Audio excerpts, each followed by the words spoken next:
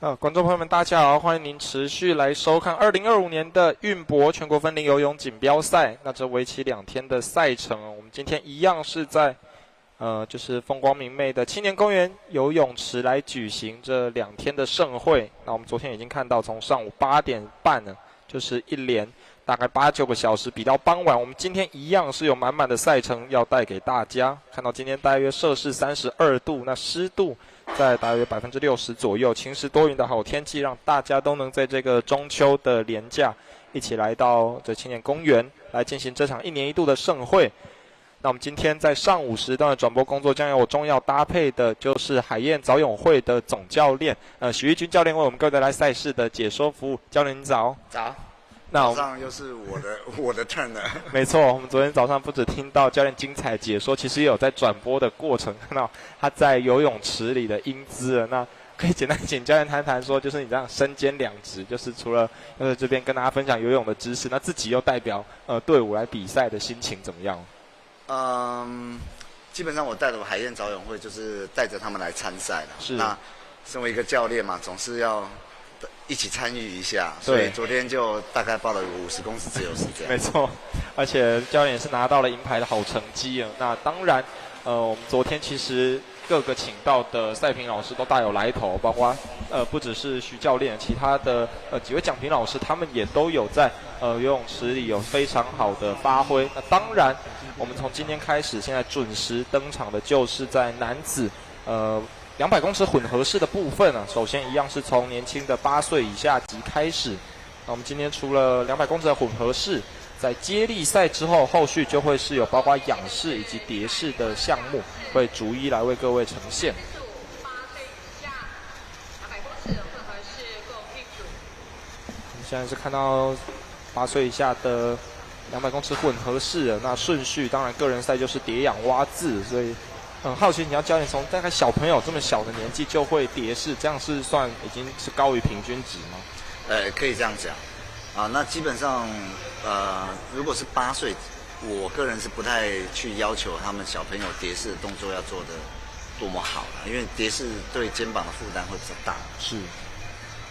那这样能够这样游，基本上我觉得已经非常棒了。对。现在已经看到中间水道已经有选手折返来第2趟50时，给到仰式的部分。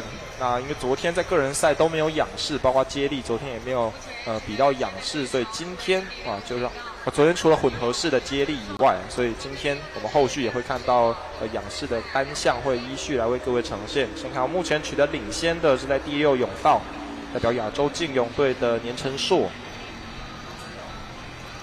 这个年小朋友虽然年纪小，动作看起来中规中矩的。至于处于第2位的，目前是在第4道以个人名义参赛的刘恒星。他给的报名成绩是大约3分40秒，是在这一组，也就是所有8岁以下来比混合式的选手当中，看起来成绩可能会是最好的。那不过刚刚提到处于领先地位年成硕是唯一没有提供报名成绩，那看起来他实力也是不俗。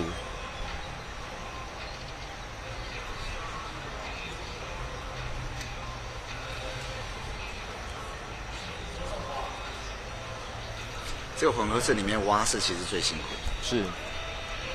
是因为它的就是游的方式，还是说因为它前进的速度相对慢，所以要花比较长的？因为它的节奏不一样。蝶式、仰式都换气上都可以做自行的调整，但是蛙式它会有一个憋气的的部分。对。所以它的换气的频率是不同的。那通常大约像小朋友这么小就接触嘛，那如果未来比到精英等级的选手，他们大概要怎么样来做这种4式比赛的这个准备？就是以训练的菜单来讲的话，基本上混合式策略很重要。那蛙式好的选手，混合式会比较吃香。对。比如说，你看濑户大野，日本队，其实日本队一直以来蛙式都很强。是。那他们的靠蛙式就可以追回来很多的一个距离，所以传统的强队日本传统在混合式的速度会比较快，就是因为他们蛙式都很强。看到已经来到最后的大约5公尺要碰墙，哇！第一的就是由第6甬道的年成硕拿下。那这个排序基本上就是跟他们大概第1趟就已经分出了胜负。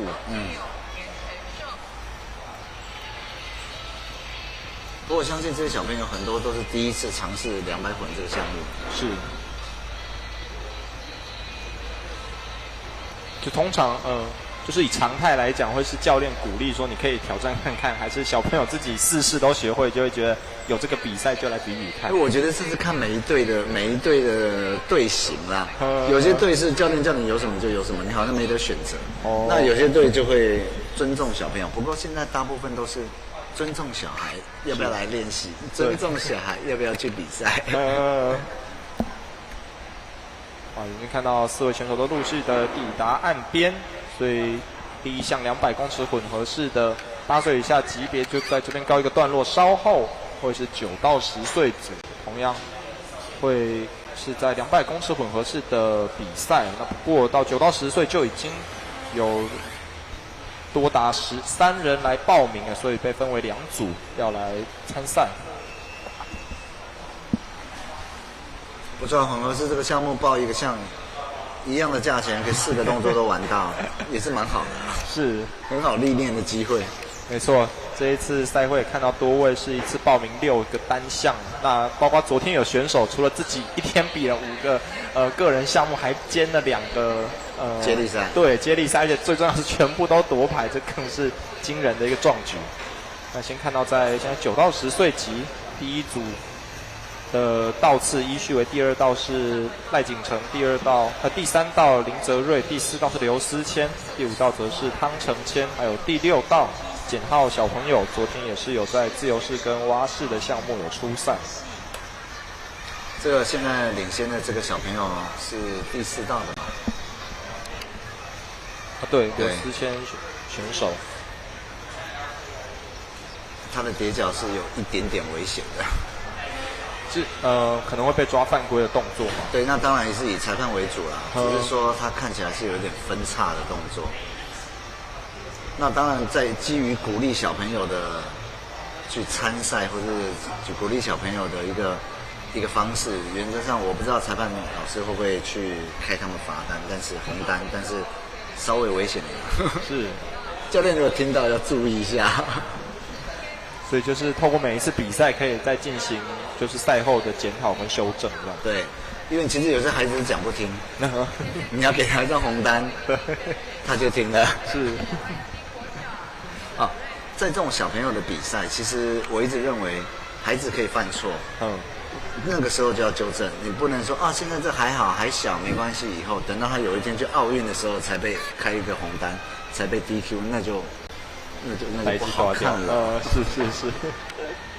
哇，我们看到刘思谦一样还是刘思谦在第4甬道，那的确还是处于领先的地位，隔壁的汤承谦那紧追在后。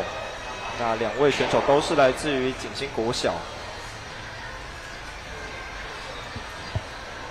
那当然，场上也有就是徐教练的子弟兵，在第2甬道，他们是代表海燕为金人的赖景成。那这个是他自己选择报名的吗？还是教练给他的建议，说可以来挑战看看混合式？我们海燕小围巾的教练帮他们选择的，我想是历练嘛，历练。那就是对小选手的心态来讲，他会觉得他比了混合式，算是解锁一个人生的成就嘛？可以这么说，因为距离比较长。对。所以就是比4式各50公尺的感觉，会比就是单项的中长距离还来的就是累，或者一定会比较累，因为我刚刚讲，就是他的换气的节奏是不一样的。是。所以蛙式完转自由式，常常就自由式就整个就手脚僵硬了，这个很有可能的。那选手还是都必须这样透过实战才能够真的实际体验到。对，他会去利用很多次的比赛，很多次的练习，去把他的体力去做4个动作的分配。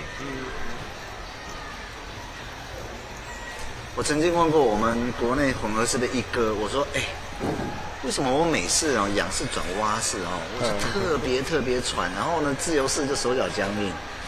他告诉我说，呼吸要就调整，就是说即使仰式它是面对的天空，但是你不可以尽情的呼吸。一旦你仰式开始尽情的呼吸，你的乳酸就开始堆积，你到蛙式你就会开始有不动。所以仰式其实是要憋气的，要去调你的呼吸的节奏。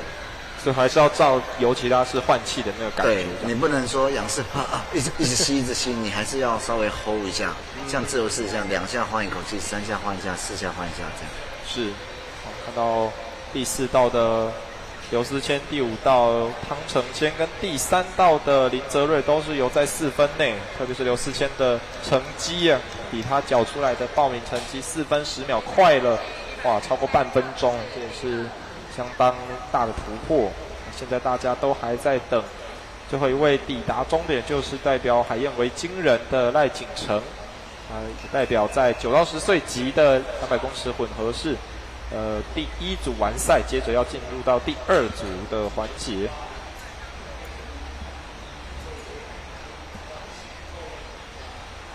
这组很多大同国小了是，大同国小不但去年在男女队都榜上有名，特别是男队是赢得最后总锦标的冠军。那今年他们光在昨天的赛事也是大丰收。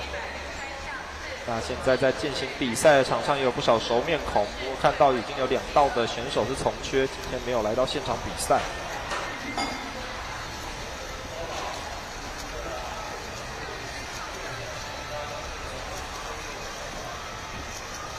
目前处于领先的是第5道代表树林劲勇俱乐部的蔡成宇，那第3、第4道同样来是大同的杨立远跟欧阳靖佑，今天都没有到现场。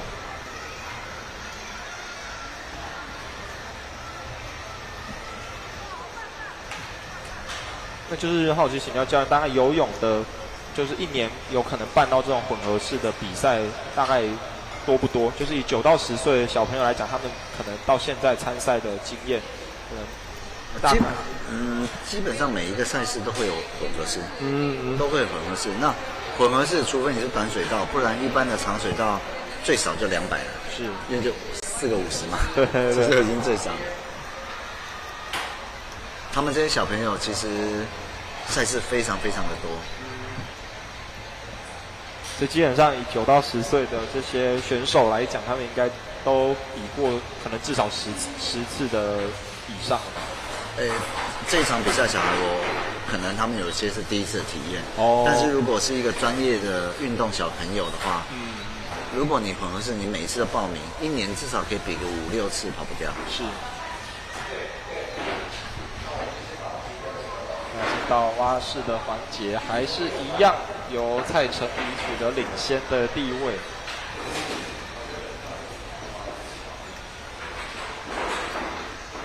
如同教练刚刚讲的，如果就是像蛙式这个以日本队为例，他们可能可以缩小一些差距，跟其他国家的差距的话，那以像我们这种可能算比较业余分龄的赛事的话，有可能会发生像教练说的，就是可能因为靠着1、2个姿势来影响你的排序嘛，还是通常你大概第一个就是在第一个蝶式大概就已经分出胜负。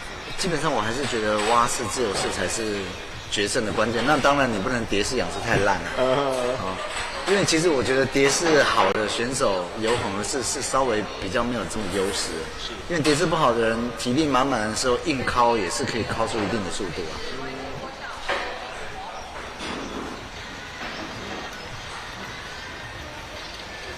进入到最后的自由式，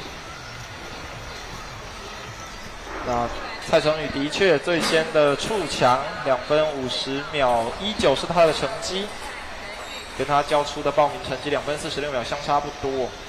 那昨天也听到一些蒋田老师提到，可能那些数字有可能是教练给他的期望嘛，不一定是实际测试。对，对。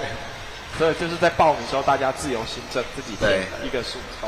这个是我们玉林博这场比赛，但是有些比赛它就是会有成绩会直接帮你带出来，你曾经比过的，帮你带出来。是。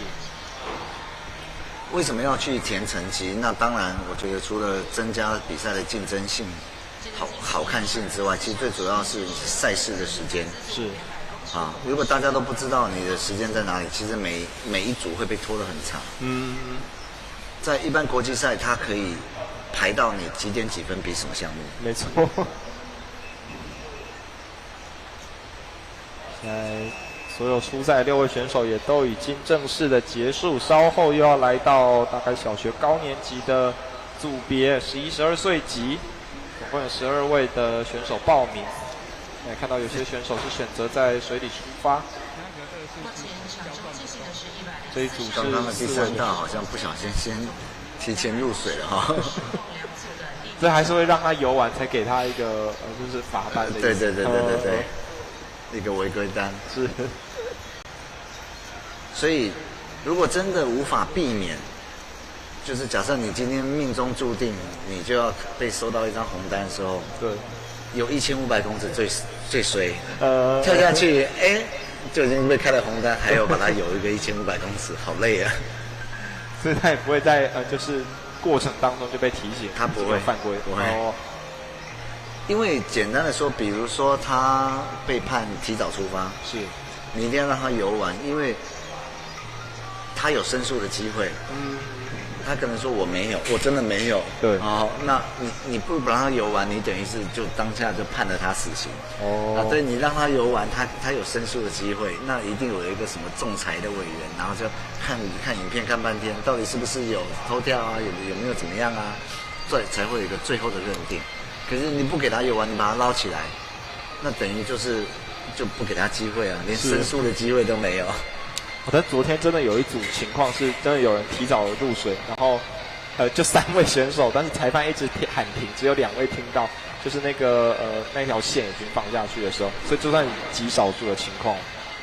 那个情况有可能是裁判老师那边的机器的故障。所以不是因为选手个人犯规或者提早入水这样。除非你提早了很多啦，就 take you 嘛，你就出去了，那当然会想把你捞起来这样。对。好，现在进入到蛙式，目前前2名的竞争相当的激烈，包括第3道的卢廷恩和第6道的刘文景，刚好是在场上4位选手隔最远的2人。现在看看谁能够在蛙式先稳固优势，等一下到自由式可能比较有把握一点。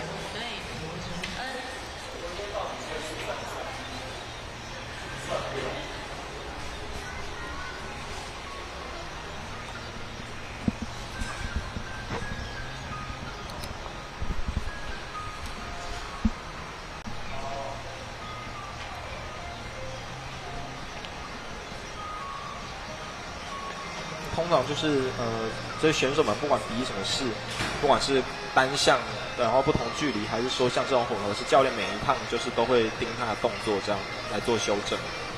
比赛的时候基本上就是看结果了。但是如果训练的时候是一定会针对每个动作来做修正。是。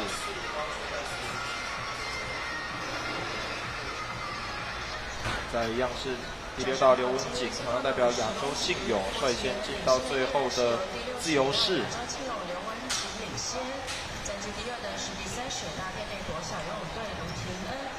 今天国小的卢廷恩始终都是大概在半个身位的差距。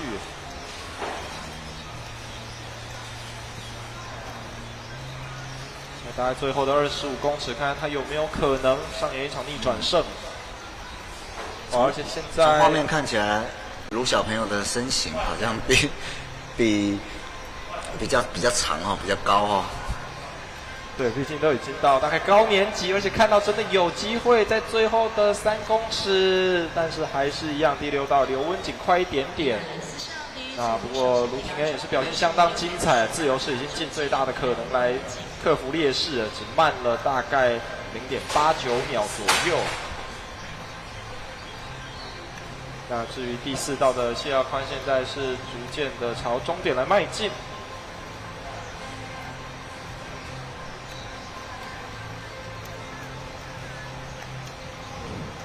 顺利出墙，现在大家要等待像半个地主的海燕维京人代表队黄立言。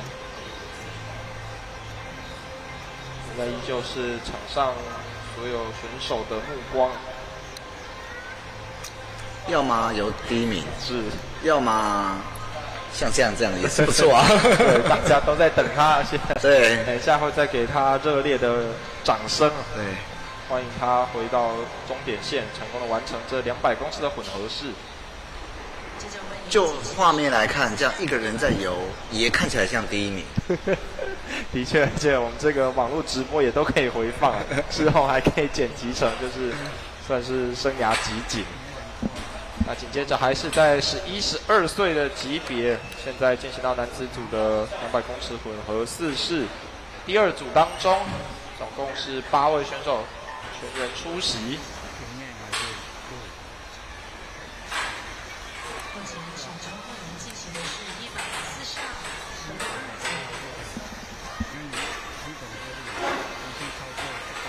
现在看到中间水道的确是整体实力看起来更出色一些，包括第4道的张元硕跟第5道游成阳。这组就相对的感觉，这些小孩训练的年资稍微比较多一点。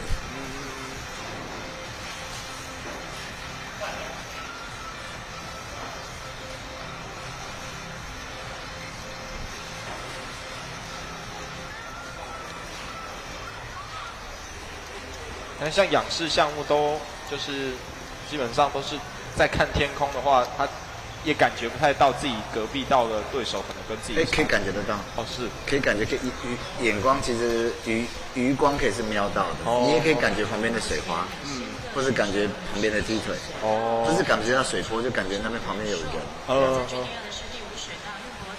那通常你要去看看你的对手在哪里，通常是转身的时候瞄。对。看到刚刚第4道张元硕现在这个仰视拉开了领先了，不过还有2式，就看看游成阳的蛙式跟自由式表现如何。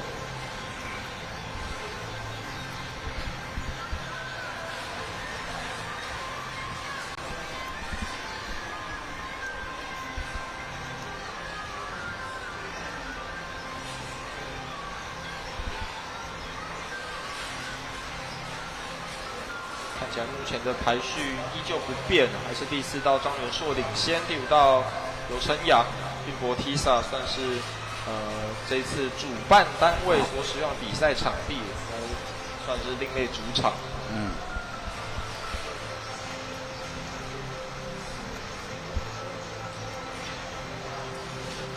出墙之后，现在张元硕代表树林竞泳俱乐部已经迎来他的自由式，不过我们刚刚前一组也看到，哇，有选手可以在自由式的克服大概100多公分的落后。现在就看隔壁道的游成阳是不是有机会在这个自由式的50公尺当中来上演逆转秀。不过显然，哇，张元硕的表现更好，是逐渐扩大他的领先优势。没错。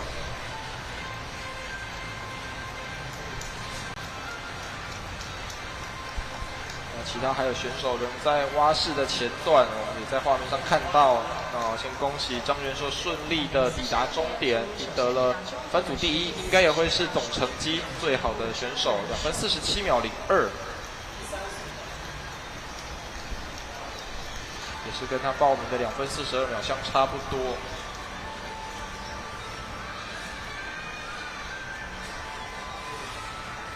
就是看到这是第3水道的蔡浩庭，是分组第3位，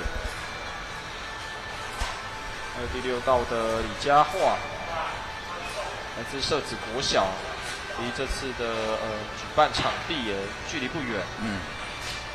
到台北市，大概过个桥就到了。还有在海燕维京人，现在给他一个特写是骆永瑞，现在已经完成了比赛。还有他隔壁道的是周鼎成，来自政大的附中，但是这2天比赛比较少见的学校。对，第1道海燕维京人一样是关浩云，我们在等他的自由式，一样又是一个大特写的机会。当然游泳比赛就是不管快慢，像教练讲这个没有在可能依成绩那么精确的分组的话，就是有时候会呈现这样比较如果速度比较慢的，他每一组都有人的话，他每一组的时间就会拉得非常非常长。是。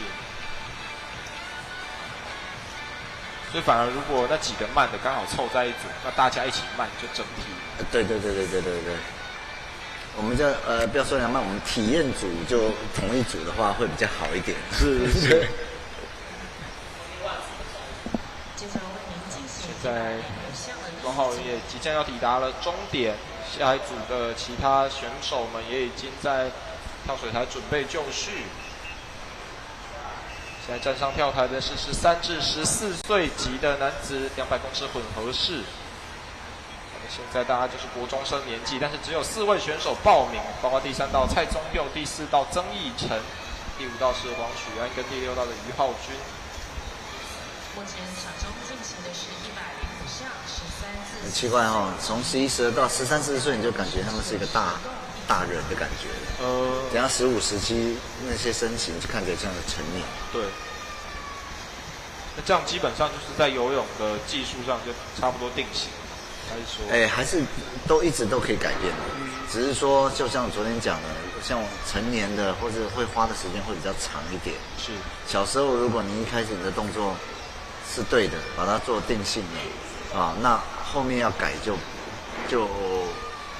不需要去改。但是如果你一开始动作就一些不好的习惯，那你以后要改，其实就要花比较长的时间。是。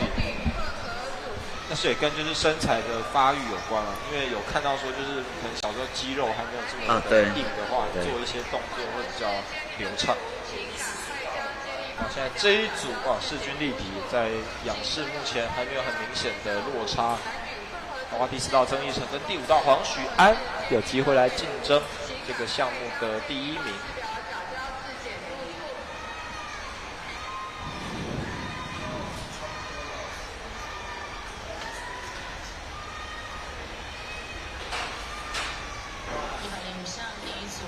那第2道的蔡宗佑是第3道蔡宗佑是急起直追，那是不是可以现在的蛙式来缩小他刚刚前面落后比较多的情形？第5道也是贴得很紧啊。对，哇，看起来是要来决战最后的自由式。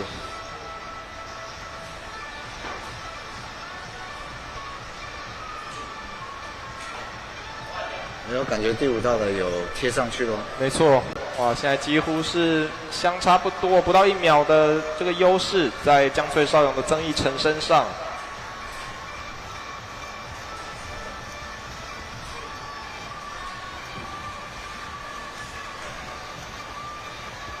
目前看起来曾义成稍微有扩大领先，看起来自由式他是比黄许安更好一些。第5水道伯爵黄许安以及第4水道江翠少勇曾义成2位选手势均力敌。上这几个组别比到目前看起来竞争最为激烈的一组，没错，从头到尾4式咬得紧紧的。没错，哇，黄许安还是比曾义成慢一点点。江翠少勇好像也是算青年运动中心的邻居，相当出色的发挥，得出2分40秒84。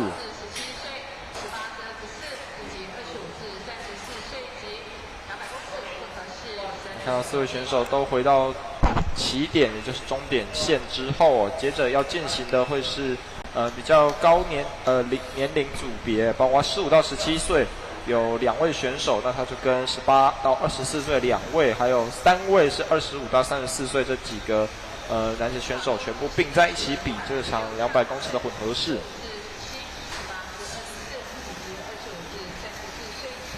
不过昨天看到不管比什么比赛，几乎都用蝶式来进行的陈崇义，目前是在第5道，代表卡拉蒂竞泳队，他的专长。所以像他昨天比蛙式的时候，也照样比蝶式，就顶多成绩不算，把它当做就是一个测试这样。是。除了自由式之外，其他的动作其实你就按照规定来走。是。但就算这种很明显动作做不一样，裁判也不可能就一开始就说，他还是有申诉的机会。只是说不太会有人做这种事情。对。因为其实我不晓得我们这次的比赛有没有申诉的应该一定有个申诉的一个规定，但是申诉是要缴钱的。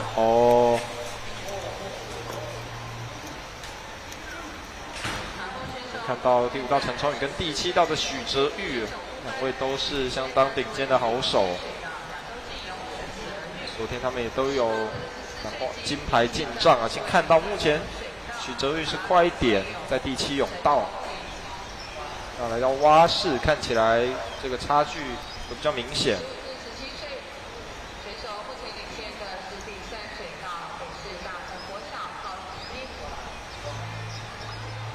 不过当然，许哲宇比的是25到34岁级，陈崇宇是18到24岁级，所以虽然在同一组比赛看起来还是有先后之分，但是他们在各自的组别都可以拿到第1的头衔。没错，这个明显就是哥哥带你飞。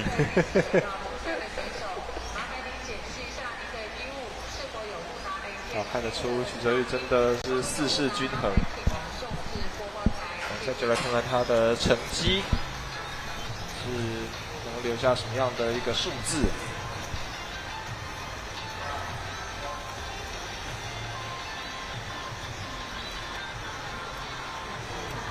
最后是游出2分18秒36，哇，那也看到陈崇颖可能没有这么有把握，因为隔壁道的高子彬来势汹汹，最后还是被第4道陈科君给超越，哇！结果陈崇颖除了蝶式以外，后面的3式反而优势逐渐被第4道陈科君给缩小，最终是以0.33秒饮恨，0.23秒的差距，反而遭到了逆转，所以让陈科君成为18到24岁级的冠军，100分秒的差距哈，相当戏剧性的一个过程。这算是就是这样混合式的看点哦，就是因为不同的姿势，然后加总起来，反而影响了一个。每一个人的专项也不一样。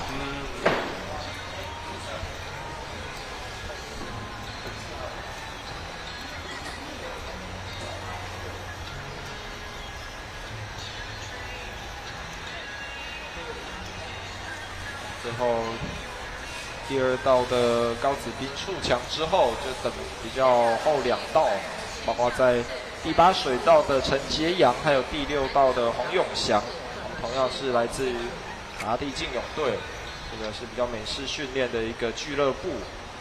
现在大家都完赛之后，接着就是要来到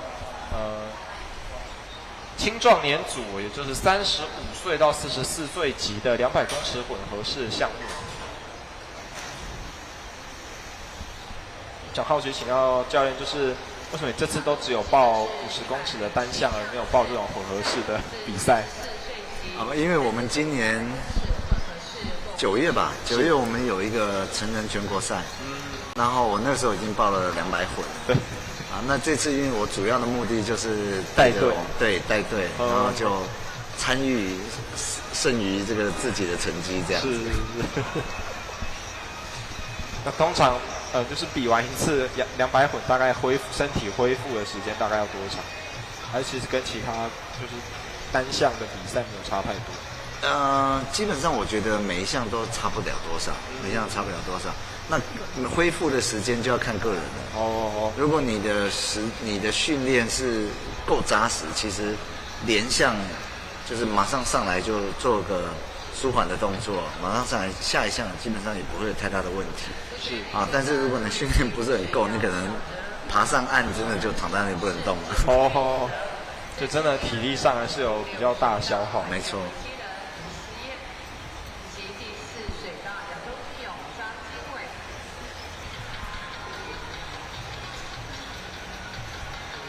然后转身之后要来游蛙式，目前一枝独秀的在第5道的简俊哲。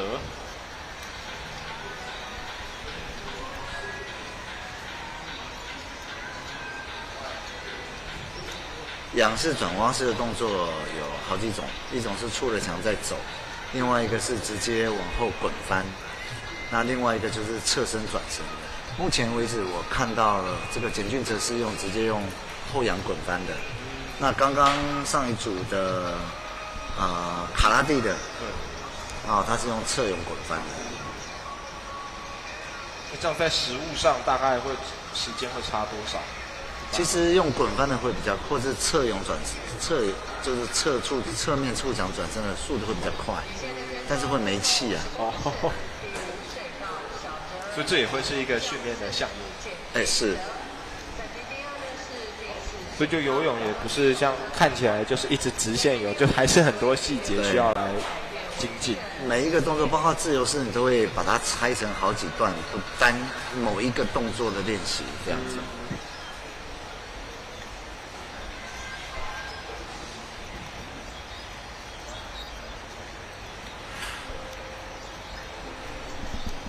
这再次是赢得了这个大众的目光啊！现在又是要看他顺利抵达终点之后留下2分51秒73的成绩，哇，跟他交出来的2分45秒差不多，应该就是实力整体就在这个水准。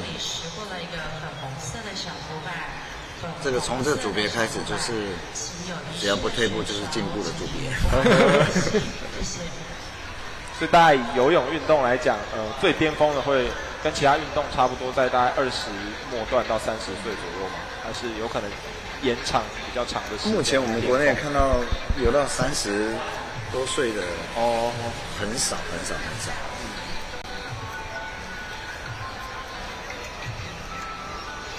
但是国外有，是，巴黎奥运有一位选手有公开水域的，他是37岁。但成绩也没有掉很多，就是他能够入选，基本上已经世界前25人了。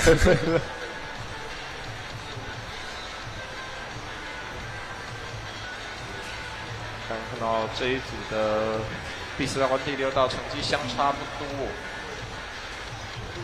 那现在则是第3道的肖立洲，另一位卡拉蒂的选手回到终点。当然是第4道张经纬，还有第6道的吴思燕，两人成绩只差了不到2秒钟。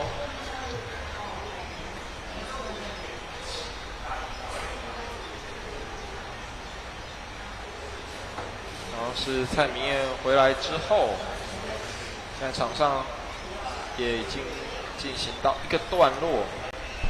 接着下一组，同样是在青壮年的组别。45到54岁及200公尺混合式啊，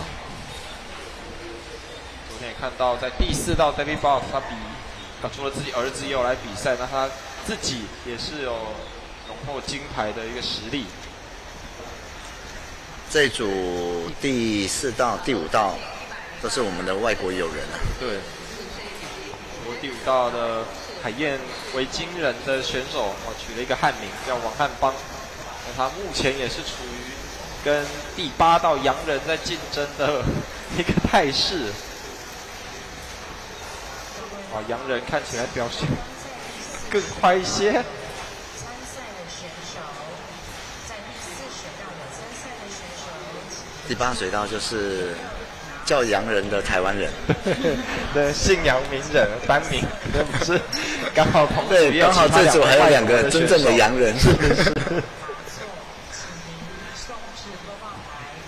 这一组就是拿了秩序册要把眼镜拿起来的一组。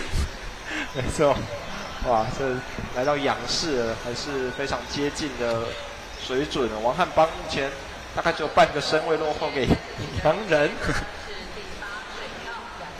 王汉邦这位洋人已经追上了叫洋人的台湾人。没错，哇，现在看到的仰视他弥补了一点落后之后，要转身来到蛙式的环节。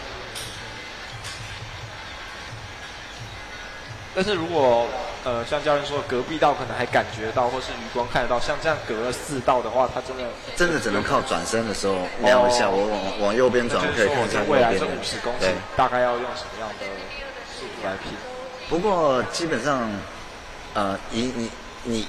以我们的训练来讲，就是他的实力大概到哪里，他也不可能说前面差了10公尺，他就突然大爆发把他追上，也不会。哇，看起来王汉邦真的4式均衡，目前到蛙式反而是已经建立他越拉越开的领先。他率先换到最后一项的自由式。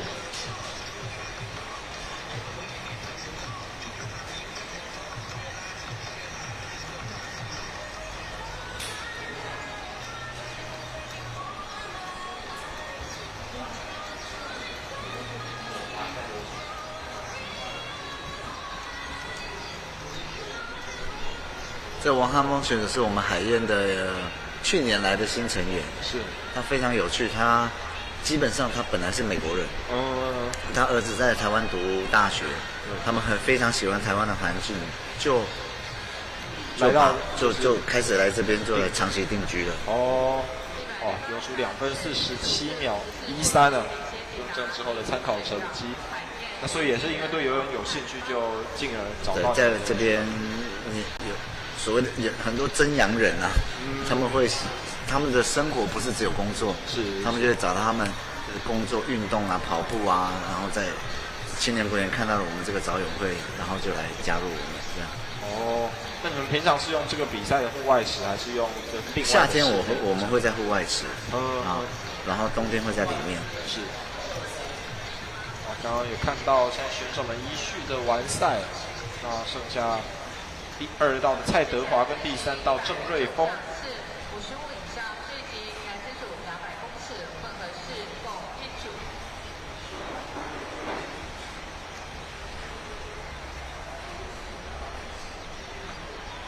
所有选手们都到岸边之后，接着会是55岁以上，可以还来比200公尺的混合式，相当不简单了。有3位勇者来报名参赛。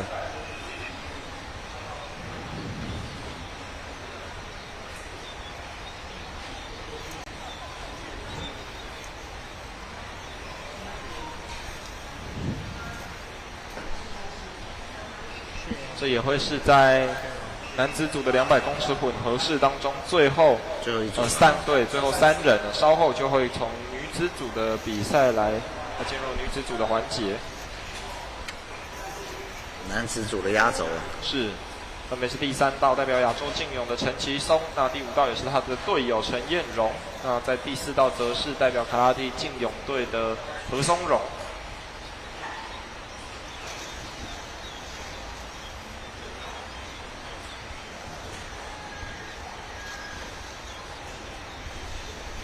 这陈其松选手今年还参加了8月份在新加坡的成人世锦赛，也是比青壮年组的赛事，对 Master 的。现在5项参加100岁级男女混合组4乘50公尺混合式接力，请尽快将接力棒次表缴交至检督处。请现在5项的选手尽快将接力棒次表缴交至检督处，谢谢。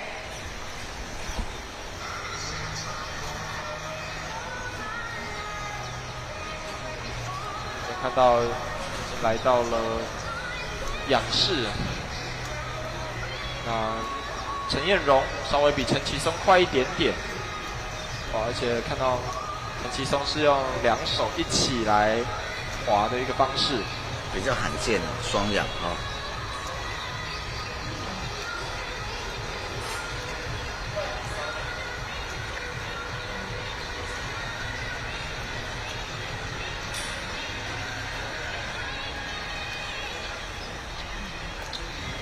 因为这双仰的泳姿现在镜头也特别给它放大，让大家欣赏一下。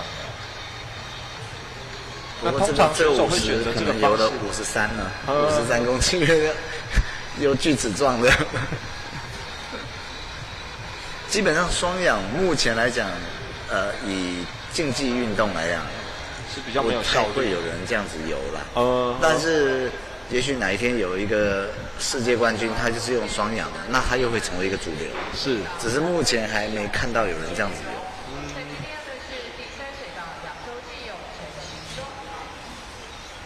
那一般来说，双仰会比较出现在更年长者，65岁以上、70岁以上的长者，他们会比较倾向用双仰，他们觉得这样比较快。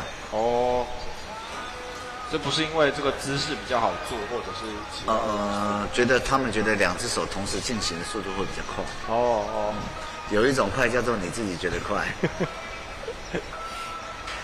但如果就是在这个年龄层，那跟其他对手比，真的有发挥效果的话，也不是坏事。没错，只要在符合规定之内、规则之内，其实没有所谓的正确动作。是，对，今天有一个人有了一个很奇怪的动作，他就拿了世界冠军，他就会成为主流。没错。就有可能就是在自由式方面，如果真的以后看到一个前所未见的游法的话，哦，现在看到陈其松，哇，前面一度落后给陈彦荣，但是看起来他的续航力还有4式更均衡一些，有机会来收下这55岁以上级200混的冠军。我看起来在自由式方面，陈彦荣稍微又要回了领先。哇，两位同样来自亚洲劲勇的选手势均力敌。88年的汉城奥运，日本队的铃木大地选手，他的50公尺仰式就跳到水里面潜水到对面，他就拿了世界冠军啊！是后来就改要15公尺要对，出水所以就为了他的规则就做了修正。哦可那时候他也没有错啊。对。他现在是东京都的议员。先看一下参考成绩，两位选手只有0.12秒的差距，又是100分秒之间的一个胜负。我最后是陈其松，哇，我们刚刚给他双仰镜头的特写没有白给，他最后成为了冠军。那可能也不完全是跟仰式有关，但是整体而言，他的4式是比陈彦荣还来得更好一些。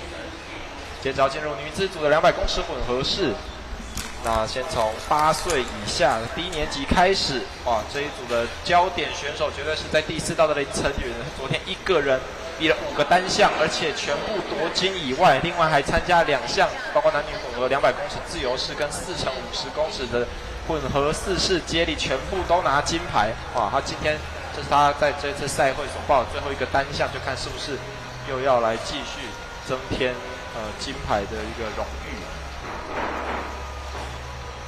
8岁以下就能够就是4式都这么均衡，又整体实力比别人好，这真的算是罕见的。没错，他已经有足够的年资。的确看到林晨宇目前还是处于领先的地位，马上就要进入到转身，换到仰式的环节。昨天还没有机会欣赏到他的仰式风采。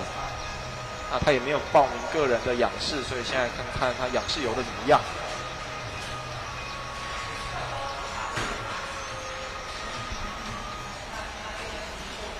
场中选手目前领先的是位于第4水道北市大同国小林晨云，排名第2的是第5水道秀山小。看起来也是中规中矩的。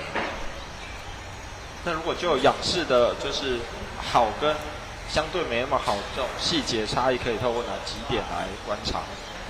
基本上就是以我来讲，就是看划水的，看划水的。那如果比较初学一点，他可能手在空中是弯，会是弯的。哦。然后游起来扭来扭去的那种，就会稍微的速度上就会受到一些影响。出场之后，现在进到蛙式。他昨天在蛙式的个人单项是包括100蛙还有50蛙都拿到了冠军，而且他昨天3个自由式全部都比，而且全部都是在他这个年龄层的第1名。等一下进到最后的第4式，就看看他自由式今天表现如何。昨天一整天比了7个项目都还不会累，那今天又是在上午就要来比他最后一个个人赛，但是看起来他整体的实力还是比同龄选手好上一截。这个年纪的充电给他10分钟，他就快充，快充。所以睡一觉之后，基本上都已经是满电的状态。对。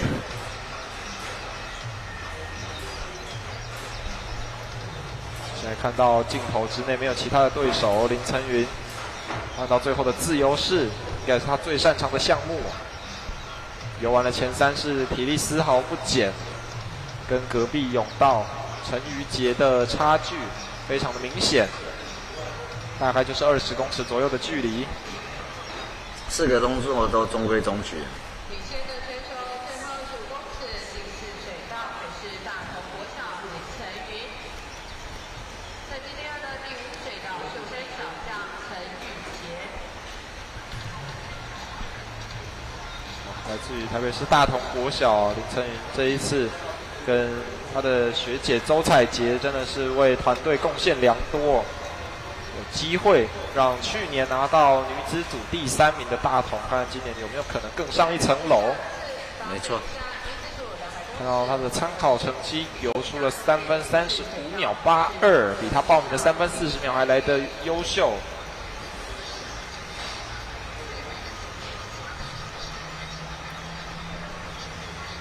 看到在8岁以下200混的亚军将会是游泳道的对陈宇杰，来自于秀山小将队。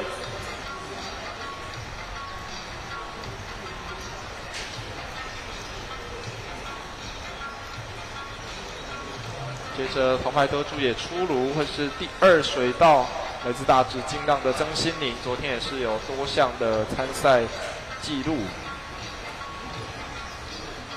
他们报名这么多项目，有可能也是教练的一个策略，就是以赛代训。但是还是会评估整个选手实力跟他的体力，这样都还是负荷的。好，那2位海燕的选手陆续回到了终点，包括刚刚看到在第3道的蔡佩欣，跟现在大家在等候第6道的洪云山回来。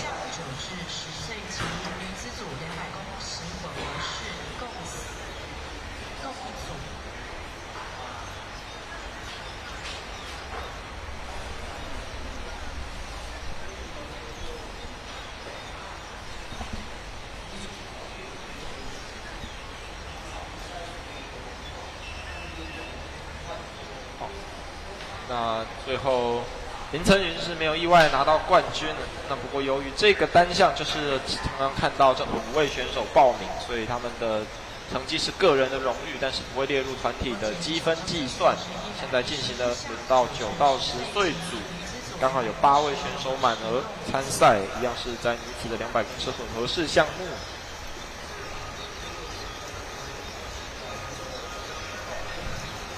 看起来这次比赛树林敬勇是在小朋友组里面算是一个劲旅了哈。是。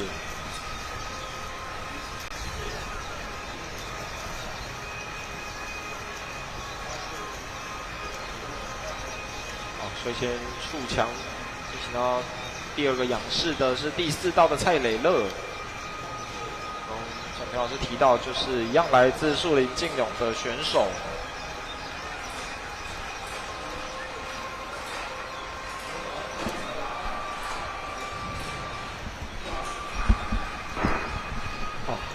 那奇幻小魔女的黄宇慈在第5水道。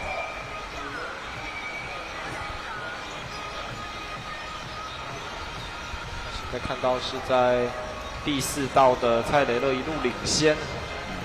蝶式、仰式游玩这个距离的差异是有点大嘞。是，这也是今天一连这么多组以来的胜负比较明显的。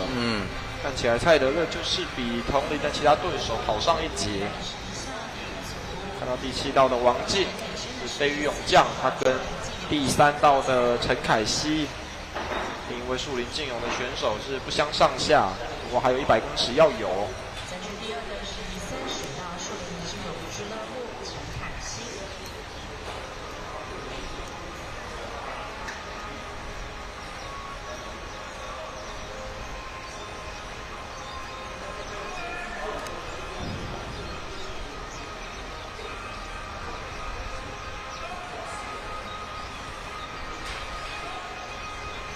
那像有说，就是游泳是尽量越离水面越近越好。那蛙式这个动作要怎么样做到，就是这么其实上水？人是可以把自己浮在水上的，你可以控制你自己。对，你要靠你的核心的力量，是靠你的核心把人浮起来。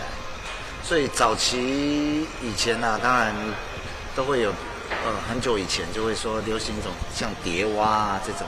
其实目前在比较精英的选手在游的，已经很少有蝶蛙这个动作了，都是尽量让它浮出水面。是，你也可以靠你的核心，把你的屁股、把你的腰、把你的上半身抬起来。好，那蔡磊乐从一开始就建立起巨大的优势，最终没有意外，游进3分钟之内拿到了这9到10岁组的女子200公尺混合式的第1名。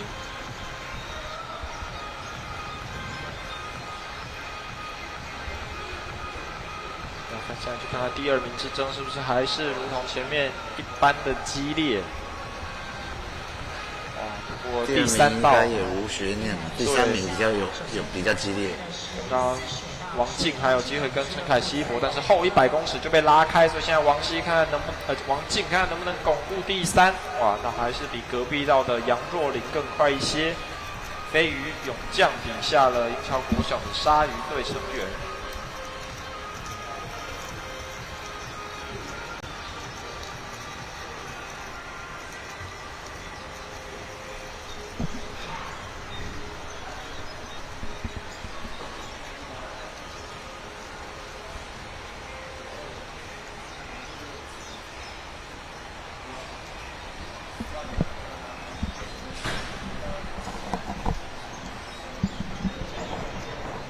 大同国小的陈诗雨完赛之后，等到的是市职运动中心的郭雅欣。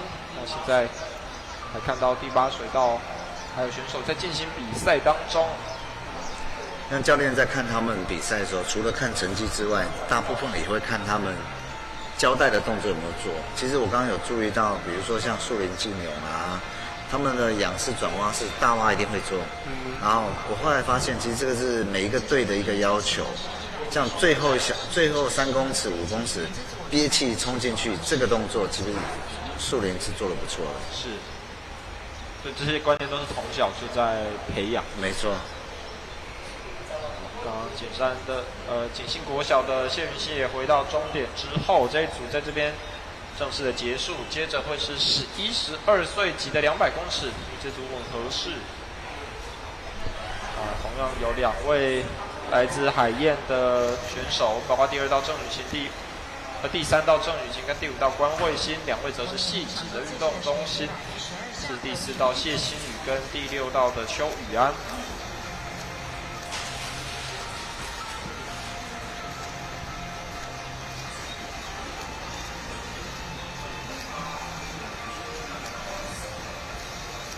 看起来第4、第5水道的2位选手目前看起来相当的接近。没错。那包括第2道的陈品熙表现的也不差，在蝶式方面，现在优势还没有很明显被拉开，大家都还有竞争的实力。没错，蝶式大家都有利，就像刚刚讲的，如果你姿势不怎么样，你硬靠你还是不会太慢。那仰式、蛙式就是开始实力展现的时候。对。那好奇就是像蛙式的这些犯规动作比较好认定，那请问就蝶式有什么特别？哪些动作可能会？我们常见到的啦，蝶式就是像刚刚有个2脚开叉的嫌疑的啊，还有双手不一致。是啊，那蛙式比较容易犯规的就是踢完蛙脚再出现了一个叠腿。这个其实非常非常容易看到，就像我刚刚讲，之前有流行那种所谓的叠蛙，那个是一个顺势会有一个叠脚的动作出来，你必须要踢完腿，你必须要靠你的脚去核心去 hold 住它，别让它脚浮起来。但你当没力的时候，它那个脚浮起来就会像一个叠脚出来。是，所以有些选手第1次吃了红单，第2次还会吃红单，他可能会去吃个3次4次，因为他根本不知道他那个叠脚怎么来的。对，但是看得出来他就是有。那这个也是要靠平常的练习，不管是选手的本身，最主要是教练他要去提醒。所以就算被就是提醒之后，他自己如果没看影片，或是他下次做的时候没有，他以为我没有踢，可是他实际上有。所以就可能要多花一点时间，就说你看你的脚你是踢的，他说我没有，那变成教练跟选手之间要不断的去调整，就像刚刚有些快是我自己觉得我很快，实际上他慢有比他自己有冲刺还快。对，那这个时候就要去找出一些方法。我们现在科技这么进步，看影片啊或什么都可以。对。现在游到最后一式，目前反而是第8道是运博主场的郑晓元处于领先。那当然，在这个级别有分为2组，这仅仅是第1组的7位选手较量而已。后面还有8位，整体实力有可能会更好的其他对手们。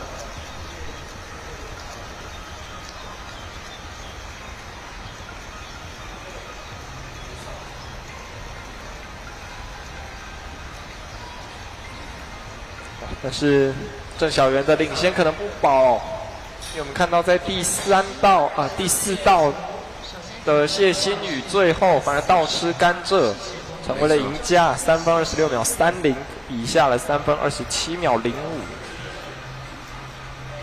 那当然，其实第3名的关慧欣时间也没有落后太多。那当然，这仅仅是第一组，后面下一组的8位选手报名成绩几乎都在3分钟之内，所以这一组分组第一游出将近3分半，有没有机会站上颁奖台，还得看稍后其他对手的成绩。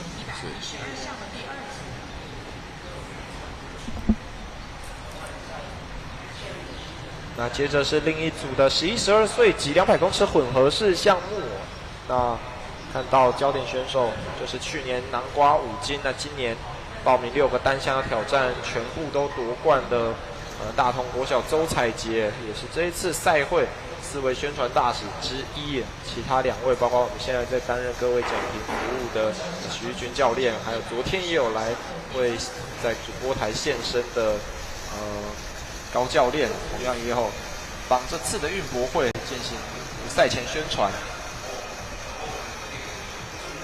周彩杰去年说他没有拿到金牌的其中一项就是接力赛，他觉得跟队友的默契不够好，但是今年看看他自己可以掌握的个人单项有没有可能全部都拿到冠军。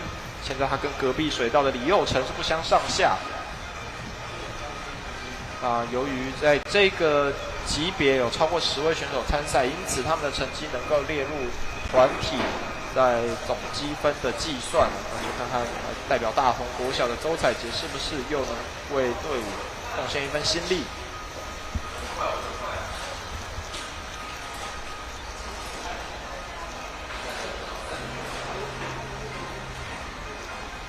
前3名都很竞争哦，是，其实就是看蛙式了。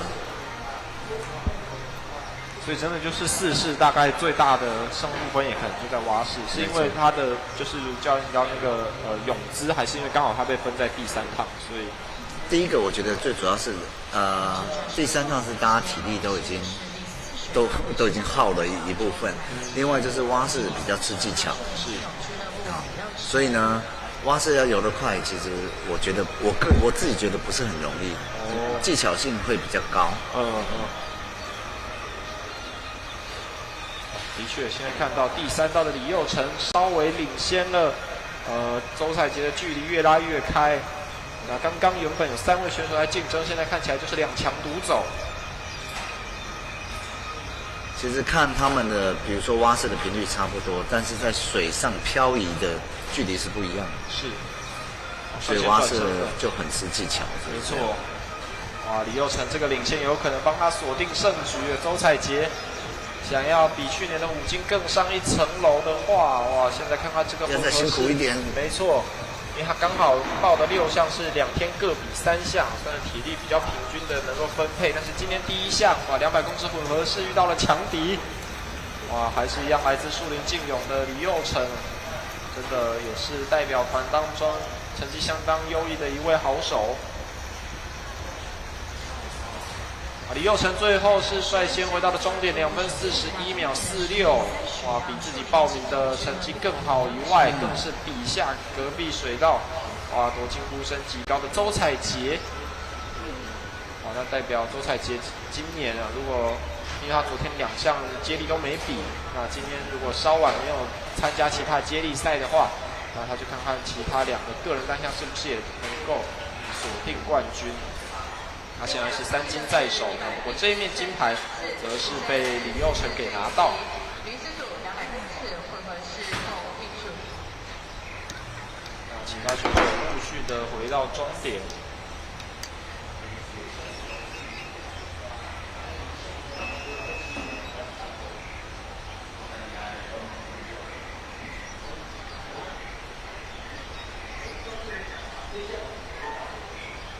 李佑成选手3个单项，除了这个200公尺混合式，昨天2项都是比蛙式的，所以明显可以看到，哇，真的蛙式某种程度也可以算帮他锁定胜局的一个关键。他的专项可能就是蛙式。是。昨天他的2个蛙式最后都拿到了冠军，这一次混合式算是实至名归。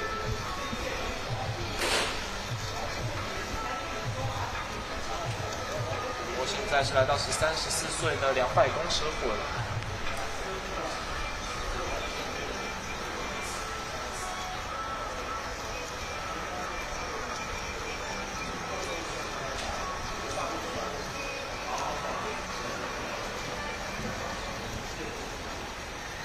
目前取得领先的选手，第一水道海燕维基人林子莹，排名第2的是第4水道国披萨李元佳。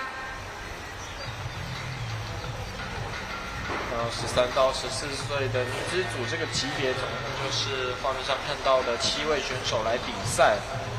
那目前在第1道海燕维京人的林芷莹，跟在第4道的吴念佳代表韵博 Tisa， 算是平常都常在这个游泳池做训练啊。他们目前的临场发挥是不相上下。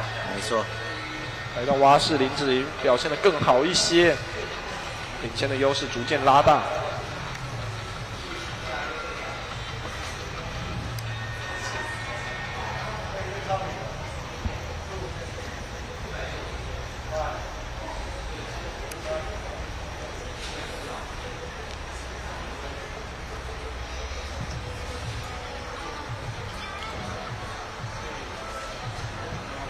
蛙式真的就是很关键啊。对，的确，教练一再提到啊，林芷莹现在率先的转身，那这个领先应该有机会让他锁定这个项目的第1名。海燕维基人林子莹，排名第2第4水道国披萨吴念佳。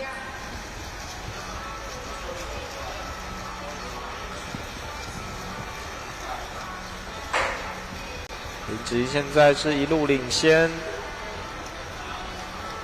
所以看起来要帮海燕维京人增添一个冠军头衔。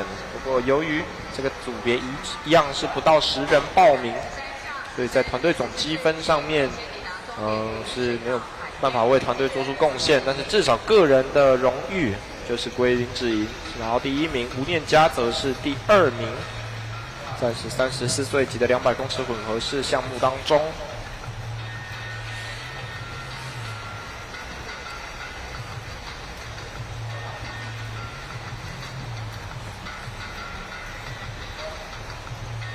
那取得第3位的则会是在第5水道的陈玉珊，另一位大同国小的同学。不过13、14岁应该是国中生的年纪，他可能没有更新自己的代表队。他可能小时候就是大同国小的，一起跟着教练一起练习，是一起报名。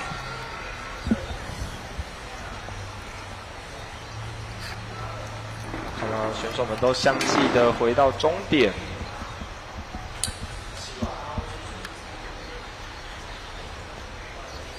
还在等现在第7道代表卡拉蒂竞泳队的陈君佩。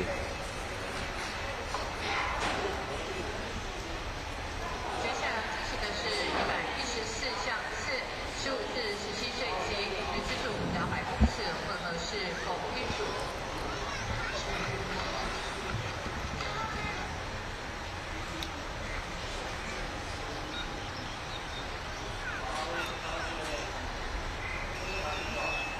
现在选手们正式完赛之后，都还待在水中，因为先等下一组15到17岁女子200公尺混合式选手跳水之后，前一组的选手才回到岸上。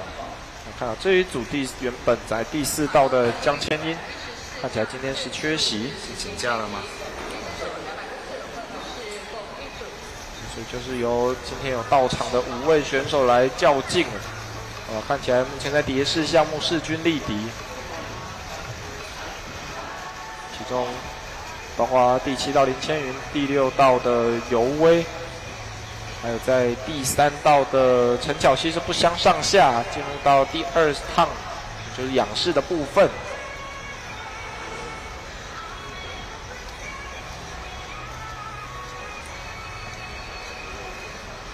这个第5水道是不是有错了？还是教练想测测他的200混200碟？哦，对，哇，所以这样明显就是一个犯规了，到时候成绩也不会被列入。那就看看他第3趟会不会继续游蝶式。它不像200字可以有各式的对动作，因为200混就必须要依序按规则，就是按依序进行。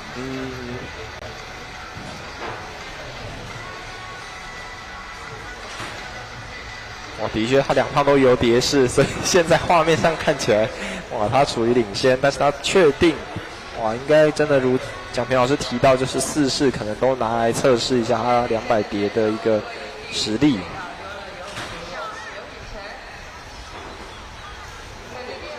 那当然，其他人还是在照规矩比的，所以目前处于第1名的还是在第3水道的陈巧希。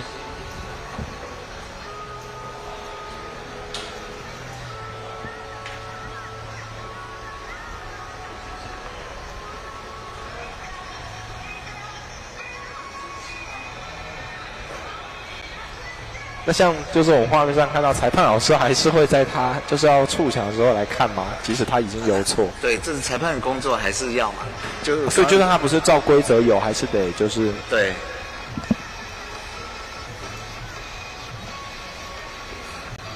那现在看到是第3道的陈巧希在跟第6水道的尤薇来竞争啊，2位选手同样都是来自I Love Swing 这个队。我看起来，哇，自由式的表现就可以分出高下。陈巧希将会拿到，哇，这混合4式的57岁级女子组冠军。哇，甚至还比4式都有，蝶式的刘雨辰差一点点而已。2分43秒的200碟其实也不慢了。是。那不过当然，就如同蒋平老师提到，因为就是这次赛会也没有举办200碟的项目，所以昨天才看到有些选手就是可能拿来当做测试跟练习。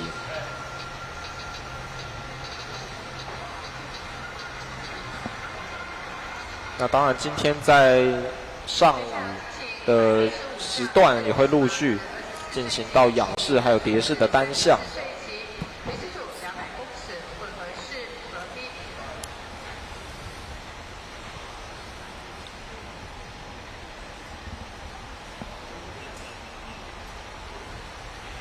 那紧接着将会是并组进行的200公尺混合式，包括18到24岁级，还有25到34岁的级别。那其中，另外一位的赛会宣传大使就是第3道代表海燕为金人的郑旭芳，他这次报名的3个单项，分别是昨天2项已经进行的200公尺自由式跟100公尺蛙式，还有就是现在的200混合式项目。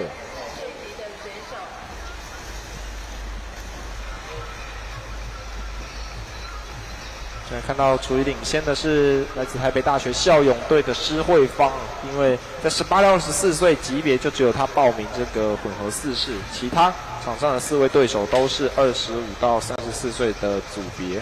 他的对手可能看到他的名字就不敢报了。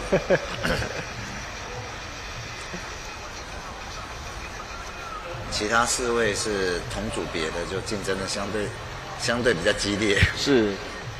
哦，那不过就是转播上，大家还是先拍一下领先的选手。没错，即使他的年龄段是比其他人更占优势。所以通常就是游泳运动真的还是年轻就是本钱啊，如果以成年人而言。只是就是至少他的运动生涯可以比较长，相较其他可能竞技的项目。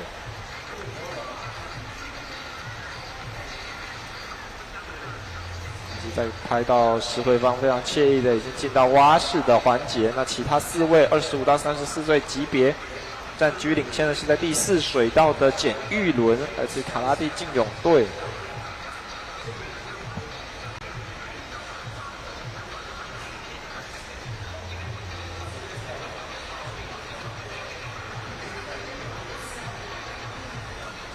第3道的郑旭芳选手，今年也去参加了新加坡的成人世锦赛。那通常要报名这种世界大赛的，就是参赛标准有很严格嘛？以成人组来讲，其实某些程度不是很慢，不是很慢，所以还是要在大概一个国家里面顶尖的才有实力去比，就是要有一定的一个速度在，一定的速度在。然后呢，那比较偏年轻一点，譬如说25岁到29岁，他相对起来他的参赛标准就会比较快。当然是。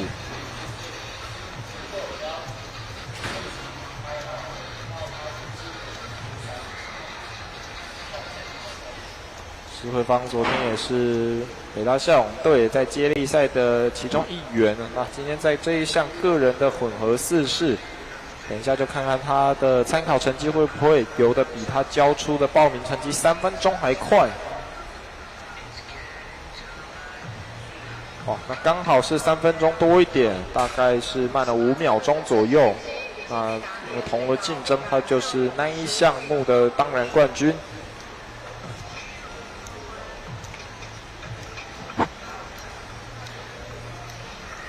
至于看到现在还有其他的选手们，不过现在的领先啊，对纪晓柔来说应该是非常的充裕，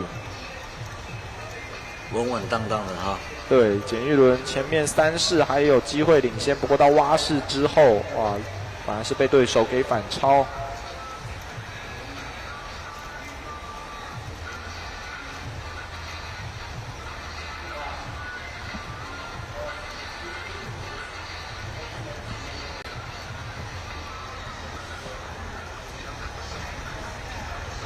就是代表亚洲竞泳队的纪晓柔成为他这个岁级25到34岁的女子选手冠军。还有第4水道的则是来自卡拉蒂竞泳队的简玉伦，以及第5道的黄诗涵，另一位亚洲竞泳的选手。现在大家都在等海燕的郑旭芳选手，我们的宣传大使。对。跟现在蒋平老师有同台一起来拍影片的经验。那好奇就是请教老师，就是你们在拍那个宣传片的时候，有一些什么有趣的插曲可以分享？真的是非常的热，真的是非常的热。包括你们有拍就是在水池里游泳的画面，然后再上岸。可能那个影片就那几秒，但是我们游来游去，游来游去，游来游去，就取可能比较对，可能取比较精彩的部分，或是他们到时候会有一个影片有个 story， 然后就取其中的一小段。对，那至少以你们喜欢游泳运动来讲，应该不会累吧？就很晒，很晒。当时教练也有提到啊，就是这个运博杯对于就是这些分龄，包括现在在进行的这些青壮年组来讲，真的也是一个1年1度的盛会。没错。现在在这个35到44岁级别，目前领先的一样是亚洲竞泳的好手，在第2道的林岱荣，第6道则是泳将魂的谢明山。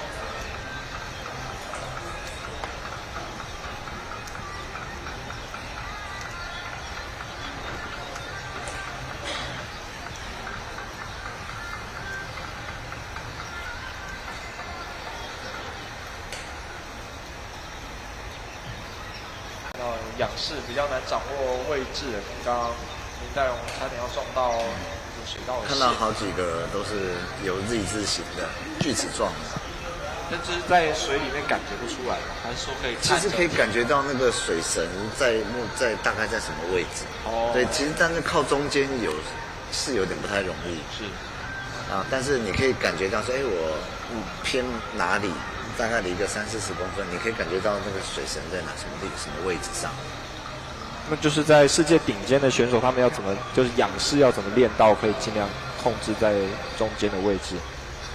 是要透过什么样的方式来训练？基本上我游泳动作4个动作，你的核心如果够紧，够紧，基本上你的人会直的，2只手的平均就可以了。哦，那其实他们在游的时候是可以感觉到左右的。是。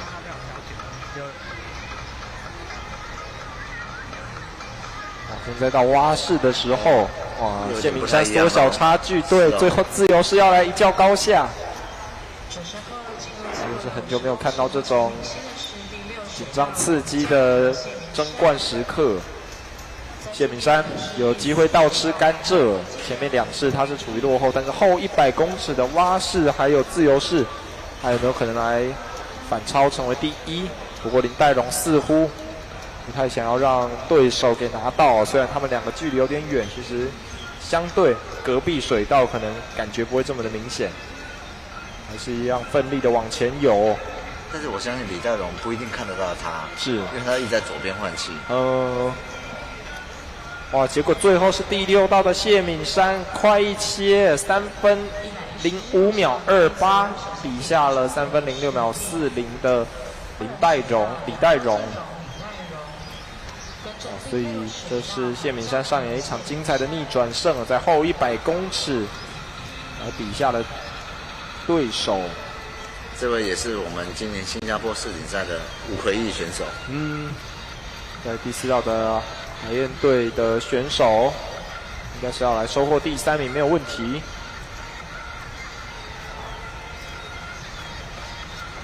3分40秒。海燕队的教练，你们有特别鼓励选手去报这种世界级大赛，还是刚好大家希望？当然会希望，只要能达标，就希望他们参与。这组吴奎义最纯实，因为他有其他人都99分99秒99。因为所谓的成人的 Master 的世锦赛，它是跟 Elite 就是精英选手是同样的场地。对。所以就是说，你在这个池里面游泳，跟菲尔普斯、跟秦海洋、跟张雨霏是同样的场地。是。他站在那里，你也可以上去站一下。你可能泳池里面的水喝了他流过的汗，可能会游快一点。所以没有就是分不同的场馆，都是在同一个。但是日程不一样。成人的可能会分2个场馆，但是会一直换。但是你一定会碰到精英选手，是潘展乐的游过的水道。但是也是有机会遇到本人嘛？就如果在练习池或者是基本上不会，基本上不会。但是今年新加坡是有机会，因为他们刚好赛制安排的问题，就有可能会碰到跳水。对。但是一般来说都是前后。精英选手先，再来换成人比赛，再换 Master 的。那这一组到45岁跟54岁，还有55岁以上及并在一起比，相当多都是来自于海燕，其中有7位选手的4人是海燕维京人，2位是来自卡拉地，跟一个泳将混的汤学历在第5道。我们海燕的成员就相对资深嘛。所以后面组比较出现的比较多，是因为你们包括有看到布条写晨泳，是因为长者比较常早起游泳，对，所以这也是一个原因。那目前在55岁以上，2位都是海燕的代表，包括第8道的徐美秋，还有现在暂时领先的第7水道游菊美。他们甚至游的比45岁到54岁级的其他对手来得快。刘菊美选手今年也去了新加坡比成人的世锦赛，成绩还不错。不过45到54岁这个级别竞争是相对激烈，包括第6道陈明琪，还有在第3道的陈信玉都有机会。而且刚好一位是代表海燕队，一个是卡拉蒂，这更有竞争上的一个趣味。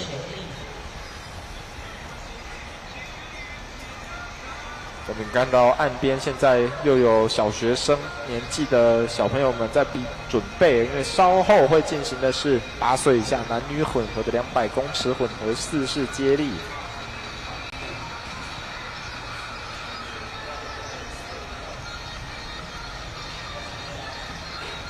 刘菊美选手戴的那个泳帽，上面写的5000米，就是他今年去了澎湖游了5000公尺的。这5公里一般也都是公开水域比的一个距离。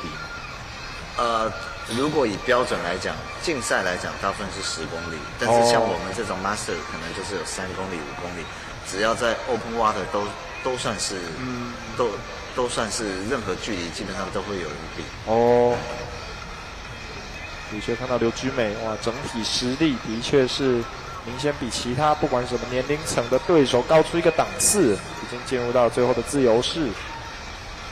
刘居美选手的泳龄非常的长，在很多年以前有一个叫王翰，横渡什么英吉利海峡，他是王翰的 member。哦，对，那来头真的不小。对，但应该有超过半个世纪啊！你还游泳，接触游泳没有了，大概有30-40年应该有。是。啊，看到现在有机会锁定45到54岁级别冠军的，会是在第5水道的汤学丽，唯一的泳将魂代表。那至于在第7道的刘菊美是一路领先，来自海燕维京人。那通常就是像海燕用这边当训练的基地的话，是大概会一天会花多少时间是团体训练？那个人是可以自己再留在场地中基本上他们这边场馆，他们大概5点半就开门，但7点半就会结束。所以呢，大部分都是他们自己会训练。我们来团体训练就1个礼拜只有1次。哦，对，那剩下的他们就是自己练习。是。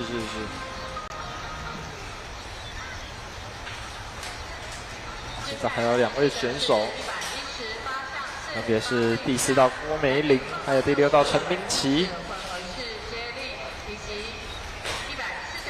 那像教练说的，就是1个礼拜只有1天是团练的话，其实就同样都是代表队，但是他们就是遇到的机会高嘛，就是在游泳池的话，非常高。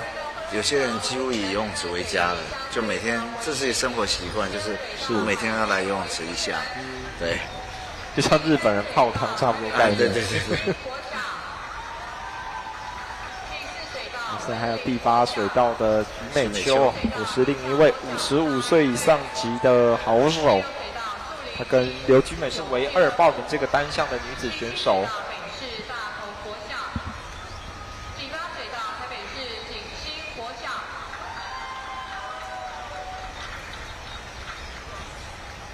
裁判也确定，看到他回到终点之后按下了码表。那稍后要进行的就会是蒋平老师提到紧张刺激的接力赛，男女混合4×50公尺的混合式接力，一样是从低年龄层开始进行到比较年长的组别。首先是8岁以下，只有3支代表团，包括在第3水道的大同国小、第4道海燕维京人跟第5水道台北市景兴国小，来自于文山区。现在看起来是直接是比并在一起比，应该是并组了哈。对，因为9到10岁刚好就是5队5+3，让8个水道全部都满员。那看起来应该就是1、2、3水道是8岁以下，依序为大同国小、海燕维京人跟景兴国小。然后第4到第8道则会是9到10岁的组别。水道为8岁以下的接力队伍，4至8水道为9至10岁的接力队伍。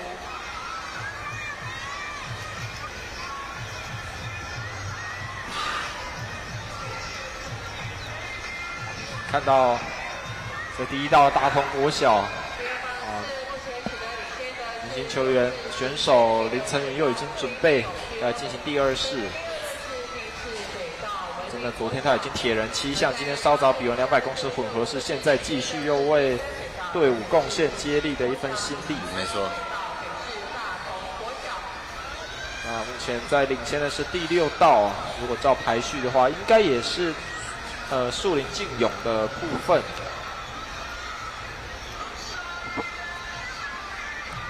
占据9到10岁组第2的则会是第4水道，应该是银桥国小的鲨鱼队。进行到了第3棒，目前领先的是第6水道，有这个第6道的这个蝶式真的让叹为观止。男子选手，而且这速度跟美感兼具，非常流畅哈。是。这个镜头横移的幅度真的比前期组都来的大一些，必须跟上他游泳的速度。最后一式也已经出发，可以看到树林敬勇他们把2位男选手摆在后2棒。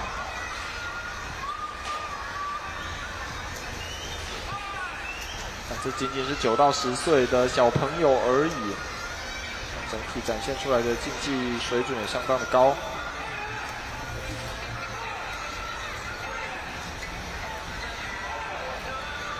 苏林静啊，前2棒女孩子就已经领先了这么多了。没错，哦，那也让他们团队看看能交出什么样的成绩单。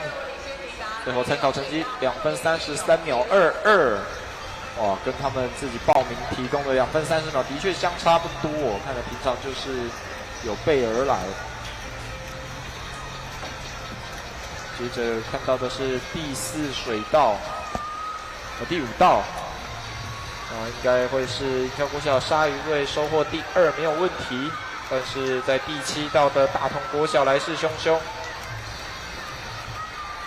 不过这个自由式后段看起来体力稍微下滑，有可能是追不上银桥国小的鲨鱼队。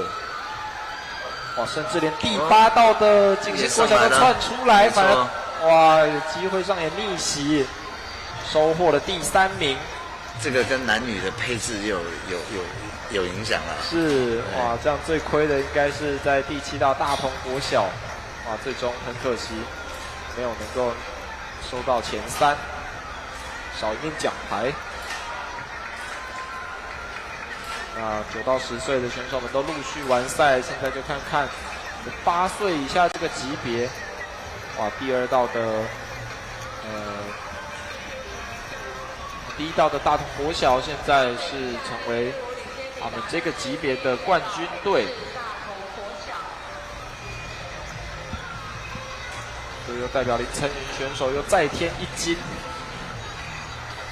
今天一样在进账2面金牌，连同昨天已经收下了5个单项，还有2个接力赛。哇，今天他午后还有2个就女子组还有最后的4×50公尺自由式，如果他再拿到金牌的话，那真的就成为名副其实的10冠后，相当不简单。应该他是9金在手，包括6个单项，还有1个接力的项目。第2水道文林国小，第3水道北市延平国小，第4水道银桥国小鲨鱼队。第5水道树林敬勇俱乐部，第6水道运博 TISA， 第7水道海燕维京人，第8水道北市。那接下来要进行到11、12岁，一样是男女混合的4×50公尺混合式接力。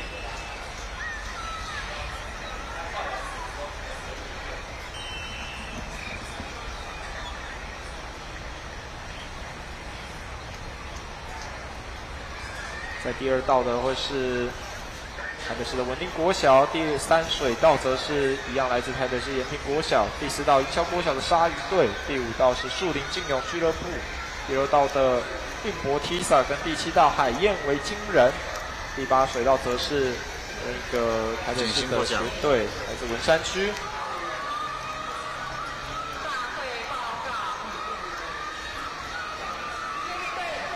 在第1趟的仰式，看起来摆出男子选手的几支队伍是比较吃香一点。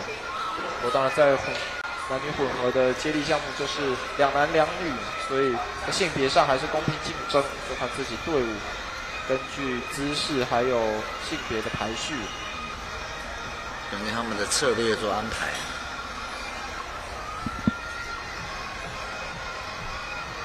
所以如果有女子选手的某个单项游的比那个单项的男子选手好，那基本上那一队应该就最吃香。他们教练在算的时候，他会去把他这一队里面男女最快的4个，然后都这是各种演算法排出一个最快的一组，所以他并没有规定说什么姿势要什么速度，对。但就是牌是先大概用他们个人测出来，还是真的会实个人际最佳成一起用绩？哦，个人最佳成绩。120项，第一组目前领先的是第5也组。是看到蝶式一样有比较快的，也是男子选手，暂时领先的是第5道的树林竞泳队。好，在前一个级别9到10岁已经看到他们的载智力，现在来到高年级组，显然他们也是有几位非常出色的小选手。最后一棒的女子选手已经准备就绪，正式跳水之后要来游自由式。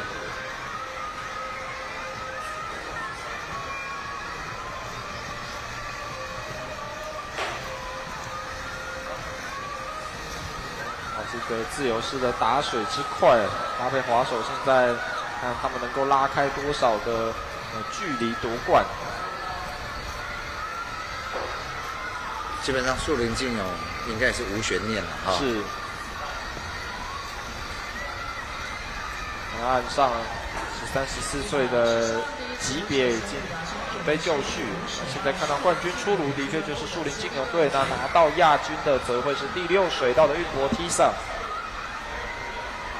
还有第3道的延平国小，第2道文林国小，拿到第4名。第8道的景兴国小则是在这个组别当中赢得第3。然后第7道的海燕维京人现在已经逐渐的迈向终点。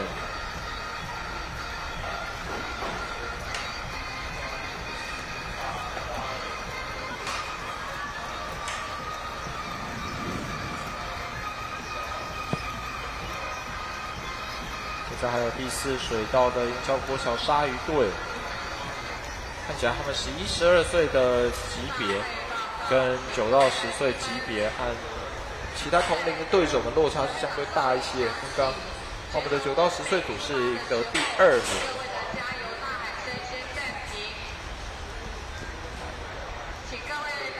那好奇请教教练，就是在游泳这种俱乐部的转队的这个情形大吗？就是说对小朋友还是通常选定的一个体系，大概就从小到大都在。大部分的人就是可能会是在年龄在转变的时候，有可能会改变。我本来是这个俱乐部，但我可能升到国中了，我可能就会转到另外一个俱乐部。但是也有就是持续留在那里也会有，但是我觉得几率不会很大，不会有人这边练练那边练练，再跑到别的地方练练。是。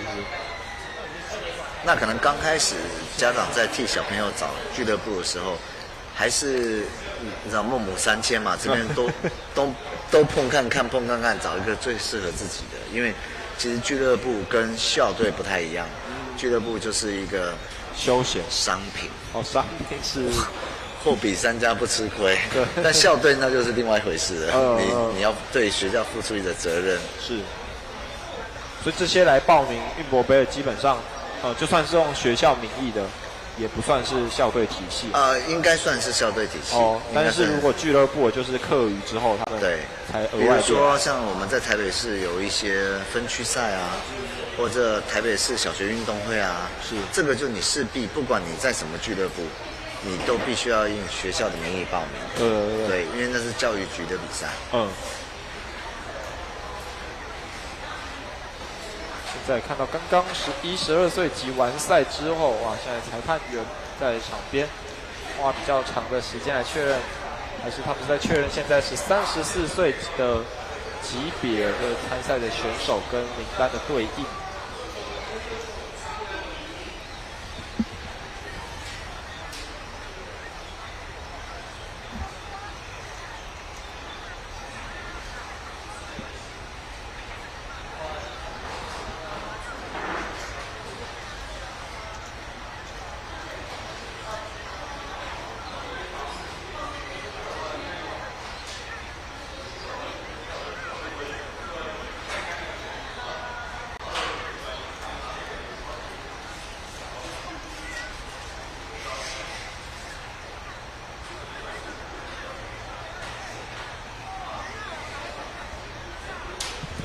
这两组之间间隔的时间稍微长了一些。水道江翠少勇，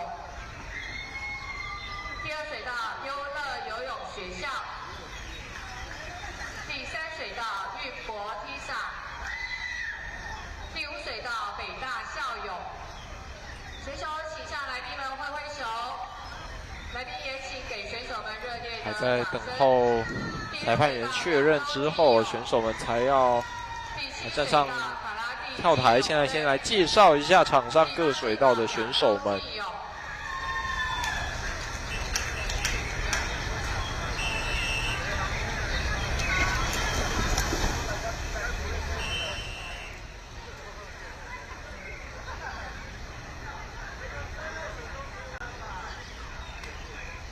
那看起来是把成年组还有几组的13、14岁并在一起比赛，最后是凑齐了8个泳道，13、14岁级分别有江翠少泳、优乐游泳学校跟玉博 Tisa， 还有亚洲竞泳队。可能是因为有队伍最后选择在今天取消比赛，所以才会他们和99岁以下的北大校泳，还有100岁或者是120岁及以上的几支队伍，全部并在这一组来出赛。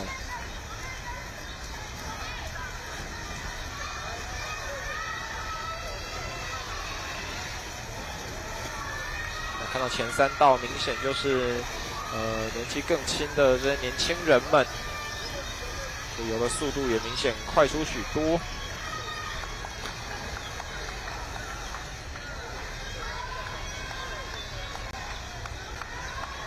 不过在第5水道也不遑多让，看起来应该是北市的现代5项。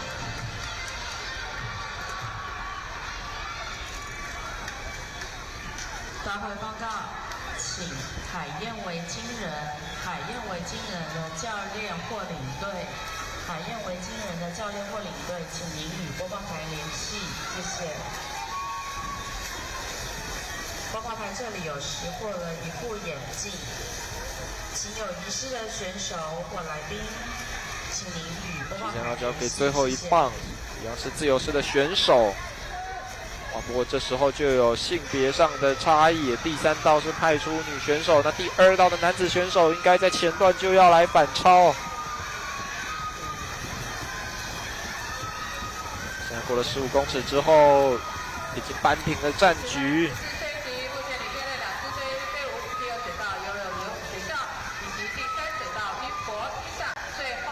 最后是倒吃甘蔗。稍后看看最后成绩揭晓。的确是第2道2分09秒16，比第3道2分9秒47更快一些，逆转成为了13、14岁级别的冠军。第5道2分17秒05，甚至游的比第1道13、14岁的国中生还来得快。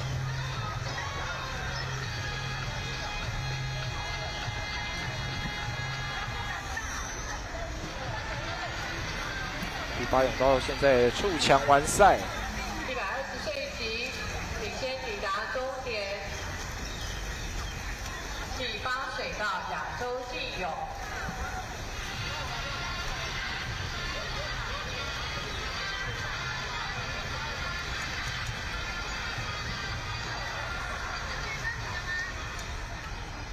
第6水道100岁级亚洲竞泳。继续完成比赛之后，稍后就会是下一个级别。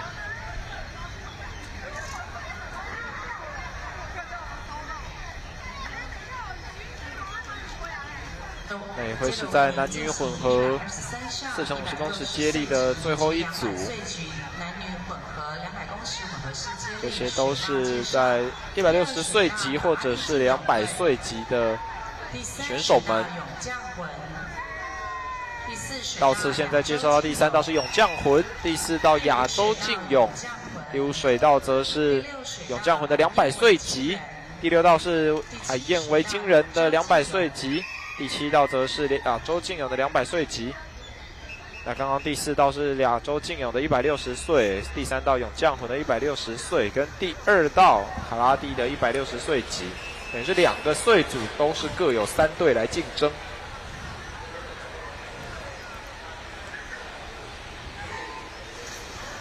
有4个队，他是派女孩子有仰视啊。对，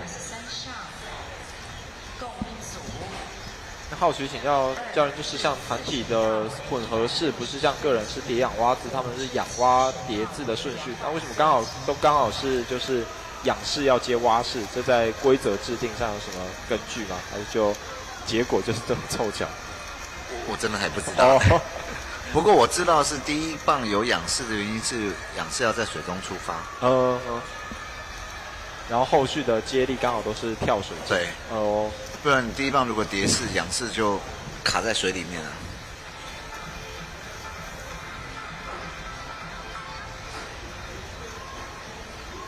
现在到第2棒，哇，看到一样是男女之间的对抗。那在第3道的勇将魂稍微被第4道的亚洲劲勇给超越。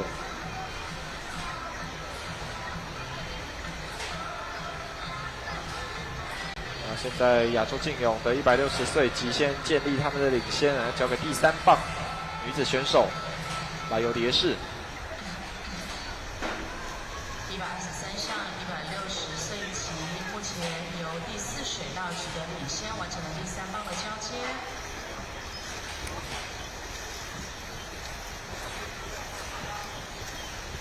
200岁级，目前是由第7水道亚洲劲勇取得领先。亚洲劲勇这个160岁级的也遥遥领先了哈。是，哇，真的靠第2棒建立起了优势。那他们的蝶式也没有掉下去，最后一棒的自由式出发，还是男孩子。那基本上应该是要锁定胜局。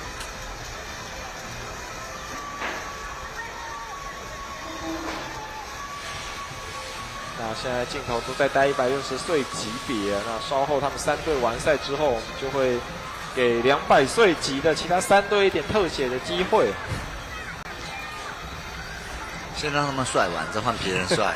对，然后也不冲突，在时间上分配。然后最后亚洲劲勇的160岁级游出2分16秒07。哎，这个动作扭来扭去的应该是高教练。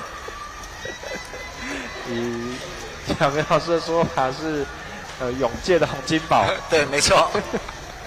哇，看到在第7水道亚洲劲勇的200岁级，甚至游的比卡哈蒂劲勇队的160岁级还快一些。哦，海燕要追过去喽。没错。最后一棒。哇，最后一棒，看这最后3公尺谁先触墙？结果哇，还是亚洲劲勇，参考成绩是比卡哈蒂比海燕快一点点。哦，还相当可惜，最后男选手差点就有机会扭转回势，所以最后冠军到季军依序是亚洲劲勇的200岁，海燕维京人的200岁跟亚洲勇将魂的200岁级。那至于在160岁级，则是亚洲劲勇最快，那比勇将魂跟卡哈蒂都还好一些。接着又要回到个人的单项，将是100公尺的仰式，那也会是这2天以来第一次看到仰式的个人赛要来举行。首先登场的依旧是从小学低年级开始的8岁以下。刚刚看到亚洲劲勇的成人组表现出色，现在在第2泳道的年成硕。他昨天也是在自由式和蛙式有不错的成绩，刚刚200混合式也游得不错。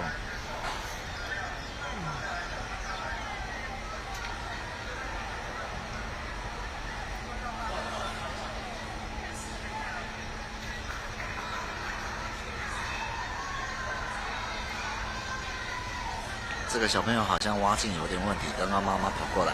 哦，对，现在看到没有带蛙镜，已经先在水池里等待。很多这么小的小朋友第一次比赛的时候，还有那种站上跳水台之后，发现蛙镜挂在头上没有弄下来，裁判长会说第4水道蛙镜带起来。所以是只有跳水之后蛙镜掉是允许，但是一开始都要先带好。也不是，就是说他可能紧张到他不知道他要干嘛，他就只能把蛙镜把它挂在头上的，裁判长提醒他把蛙镜带起来。好，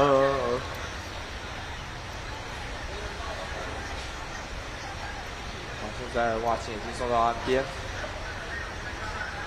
这是应该是好心人士把他挖镜借给他。是啊，这是第4水道的刘恒星。啊，今天稍早有比混合4式，是。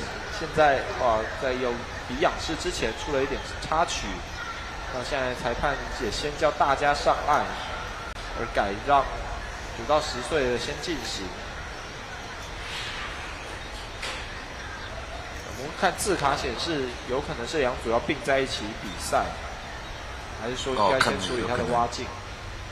目前照表定的话，9到10岁只有3位选手报名，那8岁以下则是5位的选手。看是不是要为了让时间更有效率，而让这8个选手全部一起上场。小朋友挖镜快一点，好。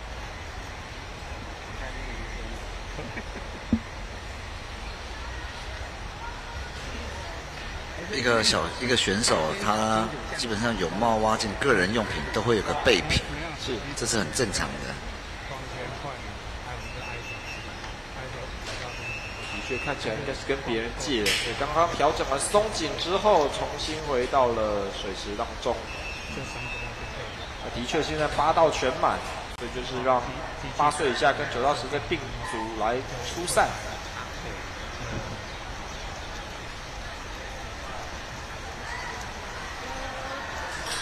8岁以下总共有5位选手，分别是年成硕、王佑胜、刘恒星、王友荣还有王浩平。至于3位的9岁到10岁级别，都是萧子龙、戴敬轩和高仲佑。到为9至10岁男子组的选手。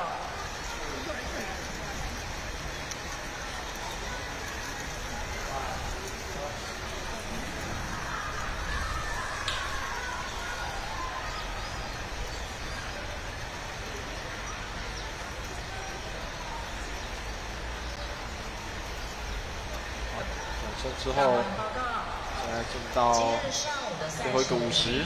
进行至160项，160项，男子组50公尺仰式结束。两个竞争还蛮激烈的哦。对，我看起来第1道的选手，如果照并组的话，有可能是台年成硕，稍早已经游完了200公尺的混合了。那现在这个仰式，看起来也有机会来收获第1。选手领先的是第1水道亚洲基友袁成硕，9至10岁目前领先的是第6水道改建维基人萧子龙。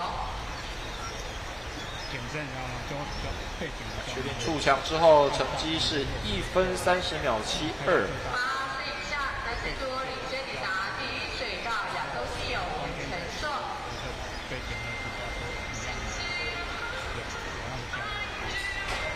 背景这样子，对，看你们要开始其他选手也陆续回到了终点。9至10岁男子组第1组领先抵达在等比较后几个泳道，还有选手尚未完赛。那仰式这个技术对就是泳龄会影响很大吗？还是说其他3个泳姿会比较大的差别？其实都差不多，但是通常最晚学的应该都是蝶式啊。是。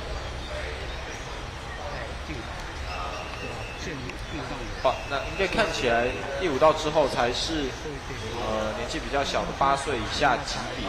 刚刚游比较快的应该是3位9到10岁级的，分别是萧子龙拿到了第1名，那还有戴敬轩跟高仲佑。现在则是来到9到10岁，9到10岁第2组。对，包括林书恩、杨丽远、欧阳靖佑、王凯威、江恩宇，还有张凯成。不过有2位选手没有到场。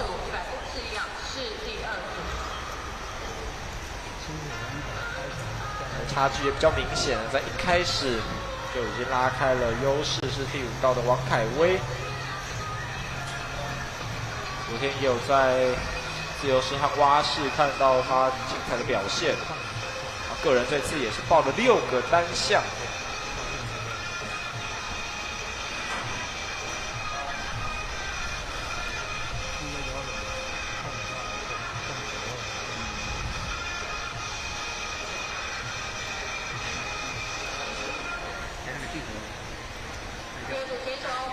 始的领先的是位于第5水道玉博披萨黄凯威，赛区第2的是第6水道北市大同国小江凯威这很明显啊，仰视也是相当出色。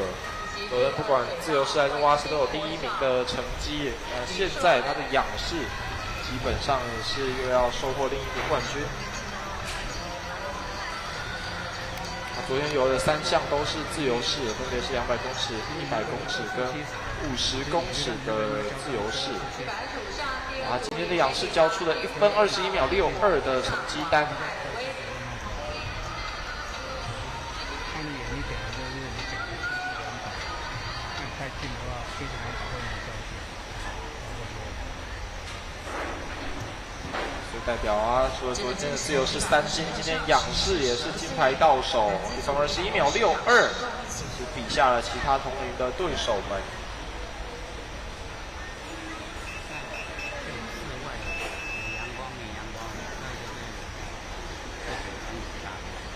接下来会是到11、12岁级别，刚好是8个泳道全满，共8位选手参赛，但是也没有符合大会说10位以上才会列入积分的这个标准，所以选手们就是来比个人的荣誉。场中进行的是126项11至12岁男子组100公尺仰视共一组。它有一个 看。好像2个水道没有来哈。是，包括在第7道的吴瑞森是缺席。看到在第3道的徐四奎暂时是处于领先，不过第6道的蔡浩庭也没有落后太多。50公尺转身后，目前领先的是第3水道运博披萨徐四奎，占据第2的是第2水道树林竞泳俱乐部张成维。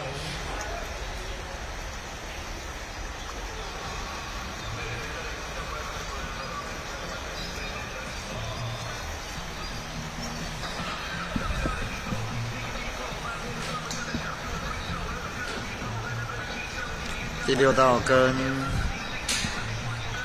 第3道是竞争非常激烈哈。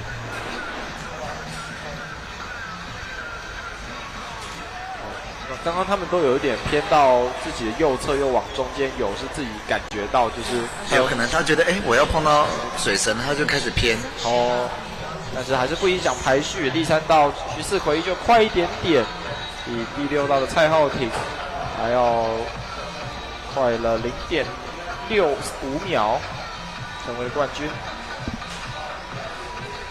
那第2道的张成维则是以0.06秒的优势，收获了一面铜牌，让钟宇航算是空手而回。不过当然前8名都会发奖状了，所以至少是一个奖牌的差异。接着进行127项，先生这个陈慕恩。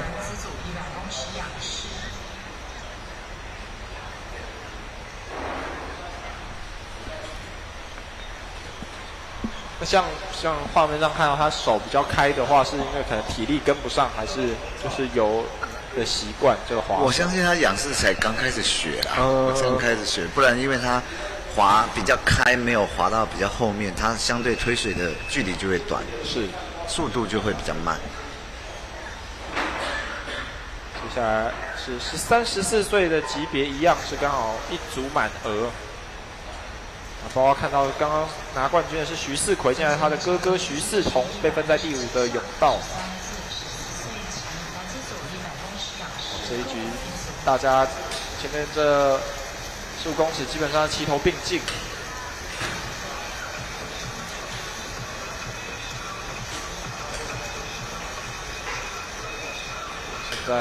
在第4道的王博勇稍微好一点，但是隔壁的徐四同不甘示弱，要进入转身的最后50公尺。50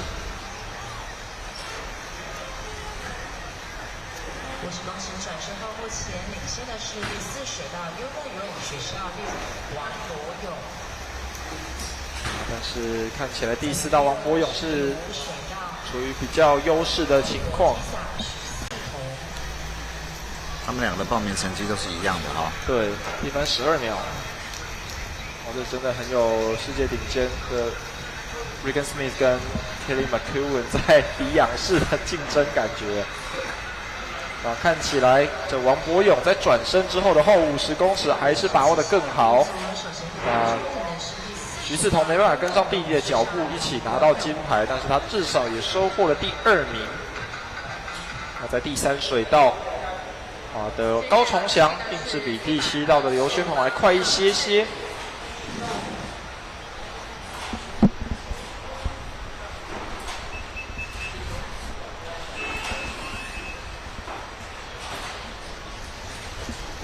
接下来又是并组要出赛，因为在这一组当中只有一位是15到17岁级的，是第2泳道的杨之奎。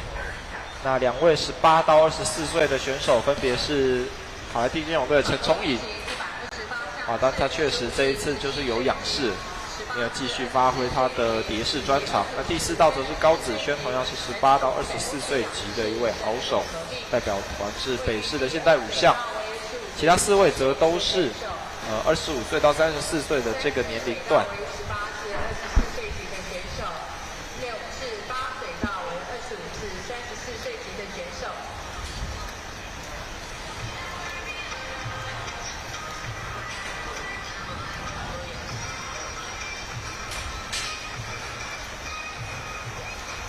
这现代5项的这个高子轩，看得出来是受过专业的训练过的选手。是，他这一次也是报了6个单项，或许也是听障选手的一员，也在为争取这个听障大赛的一些机会。那先看到陈崇颖，除了蝶式游得很好仰式也是收获了第1名。稍早也在混合式看到他的精彩表现。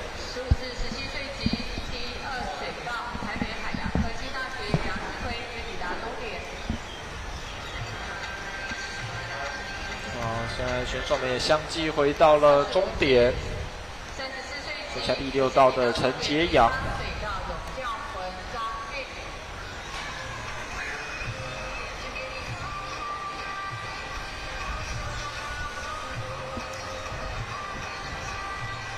他们选手都已经回到终点之后，就在静候第7道张永瑞的到来。那第5道的陈元浩则还不在画面当中，等一下应该也会带到他。这又是一个独帅的镜头。是。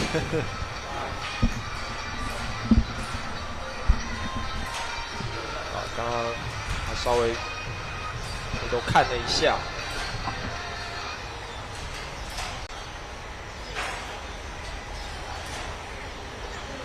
接着进行129项及130项2组合并举行。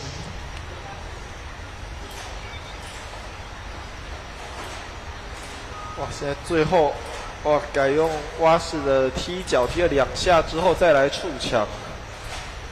那有仰式的这规则有什么特别的限制吗？就是哪一些会是被记为犯规动作？比较常碰到的犯规动作，大部分是转身啦。你转身一般会转成像自由式一样，你转身完之后，你不能再踢腿，不可以变成俯面的有一些前进的动作。那这个东西有一些技巧性在里面。是比如说我今天因为其实仰式他们转过来是有一段距离的，对，所以选手要去算那个滑手，滑几个手，就要人要翻过来，有时候会太远，有时候会太近。接下来一样是有横跨大概20岁的一个级距因为35到44岁级只有第3道的张建辉报名。那至于其他对手都是45岁到54岁以上。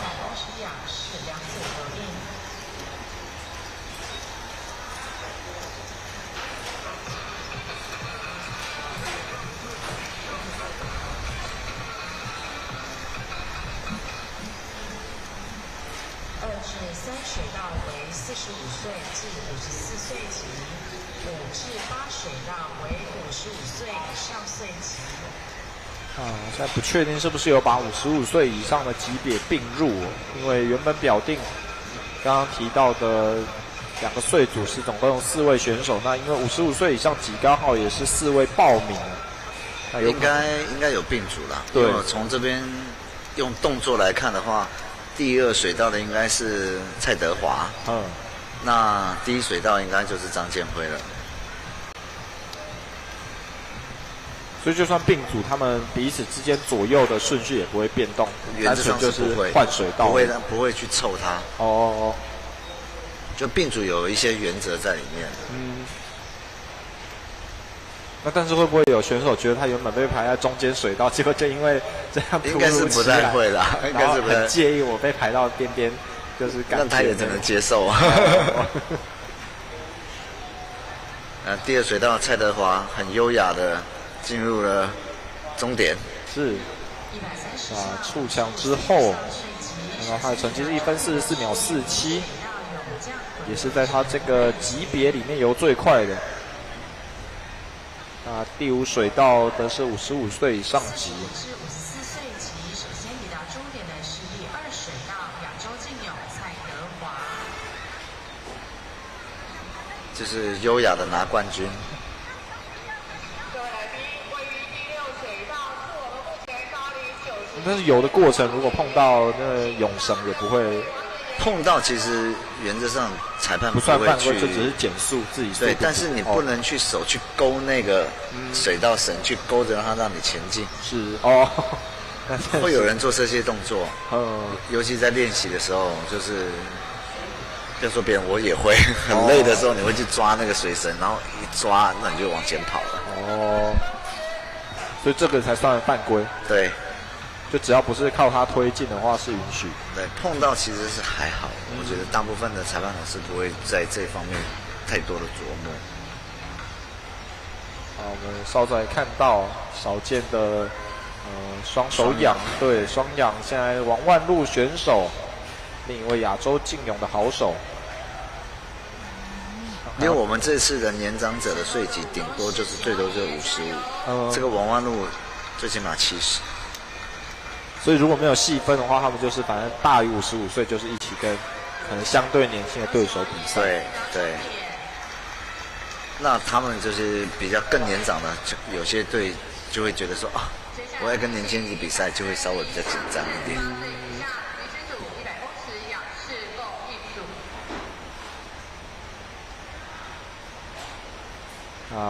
刚刚的。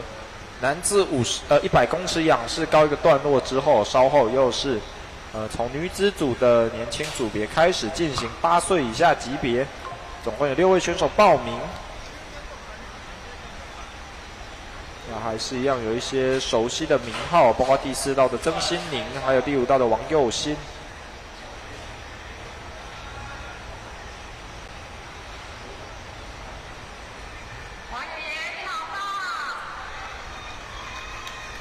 曾心宁昨天唯一比的单项是200公尺的自由式，那今天稍早先比了一个200公尺，我先看到镜头给王万路一个特写，刚刚是光荣的完赛。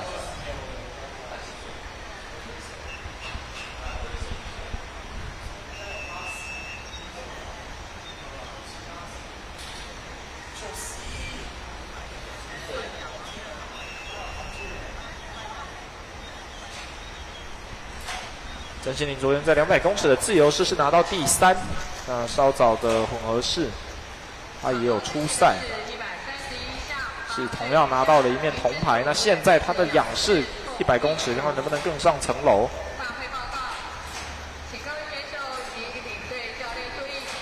目前坐在第1段的50，差距还没有太明显，就是第4道曾心宁还有第5道的王佑新之争。2位给出来的报名成绩也是前2名，所以才被分别排在第4跟第5道。结束之后将稍作休息，下午的解录时间也请各位随时注意大会的广播。下午的解录时间，请随时注意大会相关的广播。谢谢各位。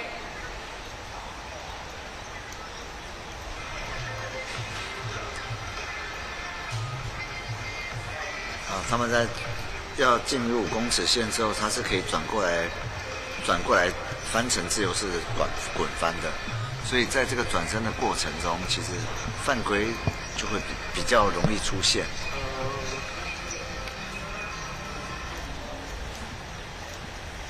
结果现在曾心宁是扩大了他的优势，看起来他体力是比王佑新来的更好一些。第5道的王佑新，他今天要一个人比3项，也是他所有报名的项目，包括现在的这个100公尺仰式，还有稍后有包括50公尺仰式跟压轴要进行的50蝶。王佑新看起来哇，收获2面铜牌之后，这一次有机会在仰式项目拿到金牌的荣誉。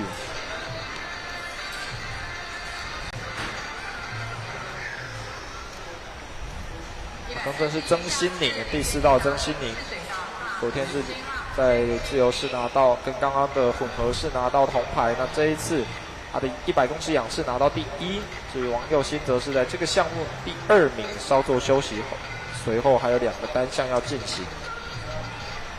那至于第3、第4名则是非常接近，都是2分02秒开头，最后是在100分秒的时间分出胜负。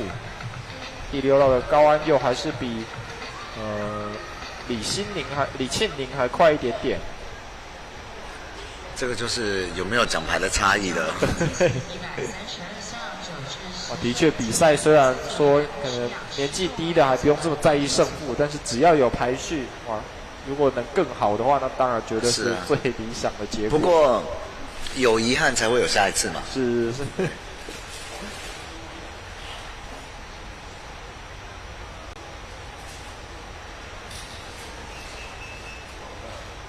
接下来9到10岁的级别，刚好是有10人来报名。那所以第1组就只有画面上看到3位选手，其他7位则是会在第2组出发。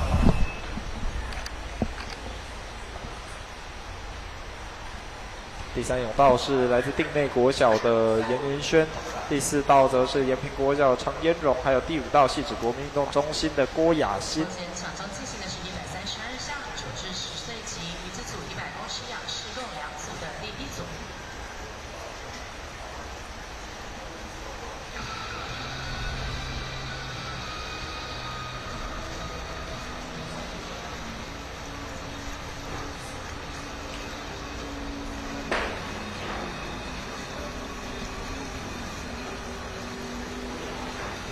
照画面上看起来，反而是赛前没有交报名成绩的2位游的比3分钟可能可以游完100公尺仰式的常嫣蓉还来得好。目前是郭雅欣暂时处于领先的地位。不过其实我可以建议一下，就是以后还是尽量就是在报名的时候，如果没有 key in 成绩，就让他没有办法下一步，因为不然其实我觉得从小开始培养起报名比赛，该提供什么样的资料，其实这个都是很重要的。是，所以这不只是给大会，有可能是让你的对手会知道自己同组实力嘛。对对。那还有一个最主要是给大会有一个参考的依据，他在安排时间的时候，他会比较好抓。其实都可以算得出来说，我今天可以比到第几项可以休息。是。那中午休息时间多久？但如果时间不准确的时候，有时候会延长，有时候会提早。对。就会造成比较多的困扰。比如说我下午才要比赛，结果没想到我早上就提早了，然后我可能下午来的时候已经结束了。对，选手在准备的时候，他可能前一天就要按照我明天的 schedule 再开始在想，我几点要起床，我几点要开始吃早餐，都会有所影响的。是。所以是不管什么层级的赛事，一般都是照这种流程。对，就是不会因为可能重要性不一样的态度稍微松懈之类的。那当然准备的方式会不太一样，但是如果一个精英选手来讲，他其实都会去想好，我早上几点要起床，要做什么事情，都会有。那你说像我们这种成人的，可能就是我早上上个班，我只要请半天假。对。但是我来的时候，靠，妈，他们比完了。这可能听起来影响真的对我们对这个影响是在于那个老板给你几天假或是半天假。那还是一样，9到10岁级第2组是从2到8道都有排选手，第2道是王静，第3道是陈继宇，第3道都是第4道王千珍，第5道则是罗磊，那第6道于鹏安，还有第7道的郑欣云，跟第8道是梁元荣。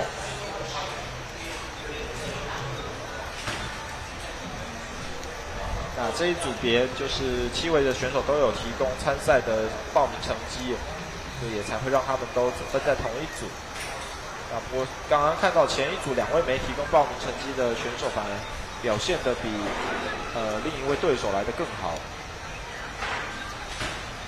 像这一组就比较规矩了，那当然也可以理解，有时候教练他可能第一次比就不知道他的成绩，那没有填也是有可能的啦，但是能够尽量预测一下是最好。就通常就是以这种正式比赛成绩比较准，还是说自己练习时候测？如果你从来没有比赛过的话，那你可以自己填的时候，你就稍微填一下。哦，对，那有些赛事是你根本不需要填，他会去捞成绩的，那你就真的以99分99秒出赛。是。对，那你至少有第一个基础成绩出来。然后第4道的王千珍看起来有机会拿到最终的冠军，不但是分组第1，也会是他们这个级别的第1名，1分21秒06。隔壁道则是罗磊，那个奇幻小魔女，1分24秒68。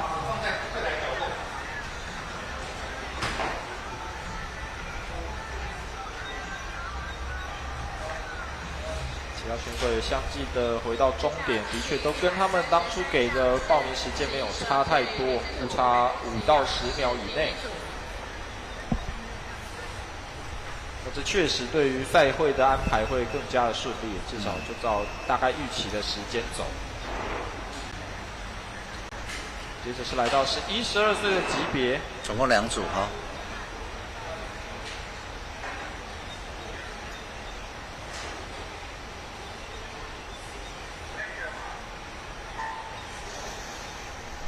2组总共13人，比刚刚11、12岁还多了一些，9到10岁多一点的。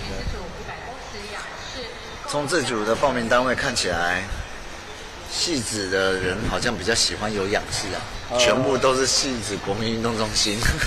是，刚好在高年级的这个阶段又分在这一组，总共5位，全部都是戏子国民运动中心，包括第2道吴云飞，第3道是陈佑慈，第4道邱瑜安，还有第5道谢欣怡跟第6道的肖宇威。再回到刚刚请教教练说，就是选俱乐部，就是俱乐部除了就对于游泳教学的观念，有可能会是哪个特别擅长什么姿势的吗？其实不止俱乐部，就是看带队教练。那俱乐部里面有很多好多的教练。是，但是呢，其实就像刚刚我们讲戏子国民运动中心，我认为他的教练他以前他可能专长可能是仰视，对，把大家全部人都报了名。那这个就是像俱乐部里面有分初阶、中阶、高阶，那每一个教练都会有他的专长，是，都会有他的专长。但你说细部什么样的俱乐部是适合什么样的动作，我倒是没有特别研究过。但就是不管是家长或是选手在做选择，可以当一个参考这样。对，就是其实我觉得最主要是这个，你知道，你选俱乐部，俱乐部选你嘛。那有些人他觉得待得舒舒服服很好，那有些人他可能就觉得就是频道不对啦，或是不投缘啦，都有可能。这一组的分组第1会是第4道的邱宇安，第2名则是谢欣宇，在第5泳道的选手，他们的成绩跟下一组要登场8位选手交的报名成绩来讲，有点危险，所以能不能够领到奖状，还要看其他人最后的结果。那家长在选择俱乐部的时候，有些家长会觉得，教练就很 nice 很好，那有些家长就会觉得说，你就是要很严格，我小孩就是要打。现在还有你那不会打教育的，就是希望教练严格一点的家长也会有。对啊，就觉得有些家长看到说啊，这都跟小朋友在玩，他可能不是很喜欢。那有些家长觉得说，哎，我孩子就是来放电的，学到多少算多少，也是有。现在是另一组的11、12岁级100公尺仰式，第4号曾彩杰在稍早的200公尺混合式，无缘继续添一面金牌，他现在累积个人是3金1银。看到第3道原本表定的陈庭香没有来到现场，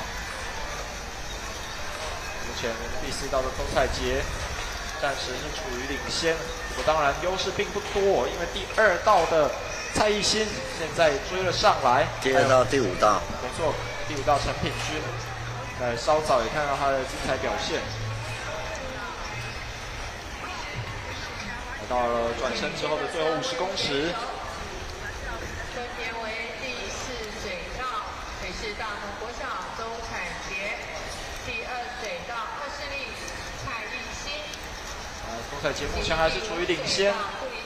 而且看起来他续航力可能比其他的对手还要好一点点。如果正常发挥的话，不过他的优势逐渐缩小。陈品君，看起来还有机会吗？游的有点偏离。第5泳道的陈品君现在要碰到水道绳，又调整回来了。那看起来周彩杰还是有一点优势，最后如愿拿到了个人的第4面金牌。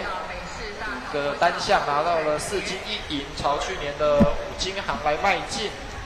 他隔壁到陈品君今天第1个单项是拿到了银牌，他昨天有在自由式的项目当中出赛。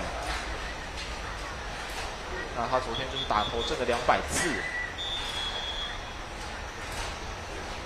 昨天他在自由式拿到了第5名，今天100公尺仰式更上层楼，收获了第2的好成绩。紧接着要是13、14岁级别的100公尺仰式，总共就这一组的6位选手。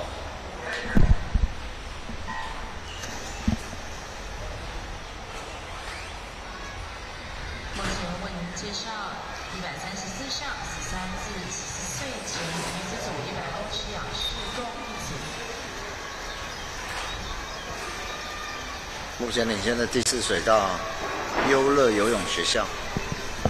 的确，王彦兴这个优势建立的蛮明显的，反而是第2名之争可能会更有看头。现在在第1个50公尺，包括第3道陈品跟第5道陈心媛都非常接近，几乎是同进同出。王彦兴看起来就是一枝独秀，稳定的领先其他对手。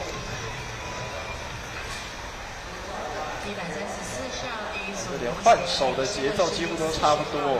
陈品还有陈心媛来讲，同样都是江翠少泳队出来的好手。占据第3的是第3水道江翠少泳陈品云。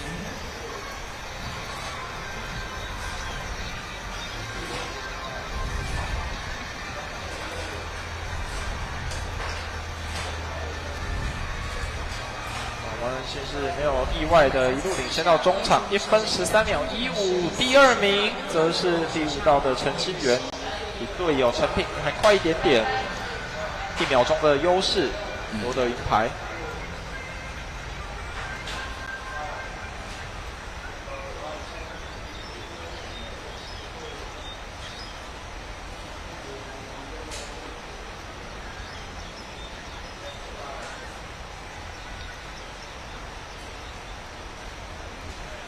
接着为您进行135项、136项。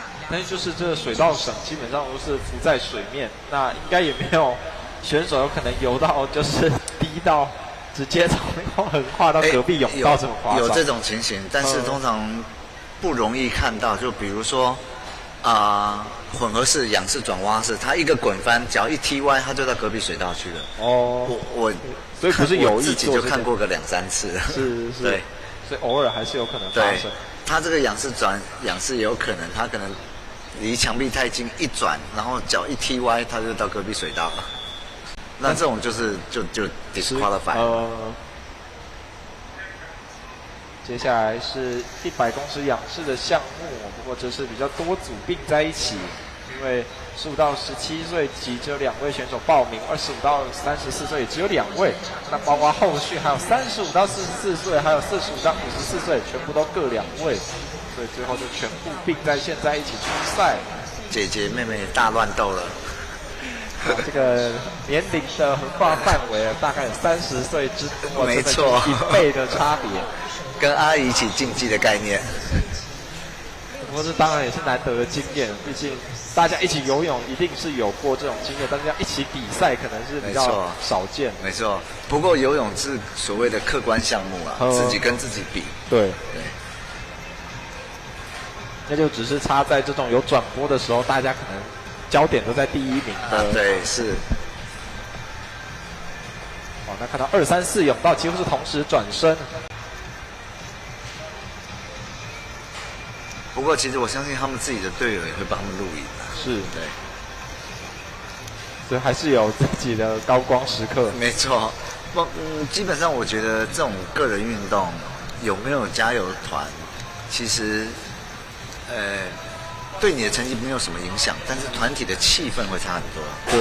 对，有些选手可能自己去一个人报名，比完赛然后包包收一收，默默然后就回家了。但是你有一个队友在的时候，也许在比赛给你加油，他没有办法帮你加快，但是呢，他可以帮你加油。是。结束了之后，你有个休息区，你有个地方可以窝，对，窝在那里，然后可能一起聊个天干嘛之类的，那种气氛感觉就不太一样。没错。看到15到17岁游最快的是冯嘉瑜，代表亚洲竞泳队。那其他选手也没有落后太多，依序回到了终点。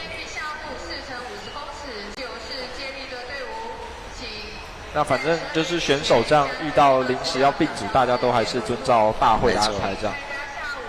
4×50公尺自由式接力的。理论上每一个水道的条件是一样的，只是顺序不一样，但是理论上是一样，不会说我这个水道浪比较大，那个水道浪比较小。理论上的，但是以目前我们就是国内有些场地，比如说有10条水道绳的，你看世锦赛转播的时候，其实决赛的时候0跟9原则上是不用的，因为就是为了每一个水道的条件是一样的，公平性。对，就没有这么靠近墙壁这样。没错。所以墙壁是会有水波的反弹吗？还是有会。多少都会。那比如说在预赛的时候，可能就会又从0用到9。对。那决赛可能就只会1到8。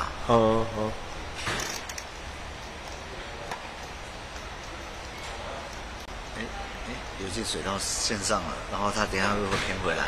是，但也已经快到终点，所以可以转身哇，面对一下2侧，那也要缓缓的游向岸边了，因为下一组马不停蹄。要来到100公尺蝶式的项目，那今天节奏也是相当的紧凑，一组接一组。那马上也要看到的是蝶式，100公尺蝶式就从9到10岁开始咯。对，没有8岁以下的报名。场中进行137项次9至10岁男子组100公尺蝶式共1组。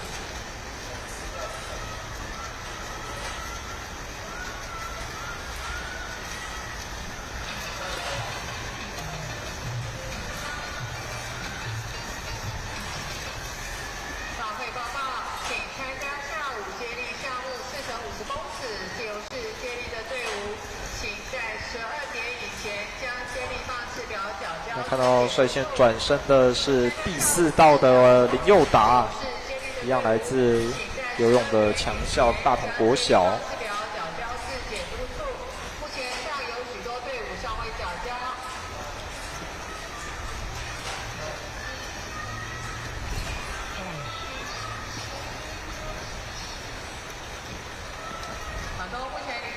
第5道的蔡成宇不相上下，但是似乎没办法弥补落后的差距，而且稍微又被拉开的话，那应该就没有悬念，或是林宥达拿到这一个级别的冠军。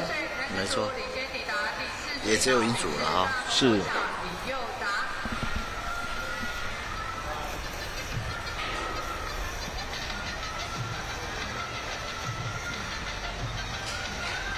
看到第3道的王瑞祥跟第4道林佑达一比完赛就是英雄惜英雄。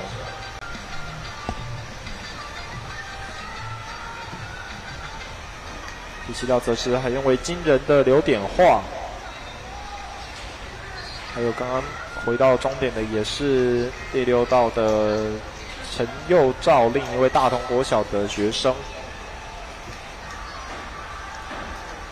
那选手们也都相继的回到终点，就等最后另一位海燕的小朋友蔡祥安。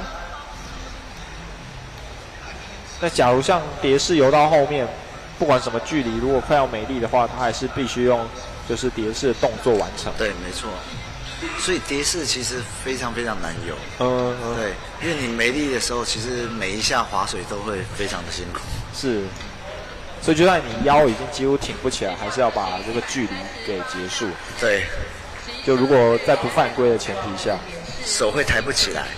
手抬不起来，就只能在水面上这样拖过去。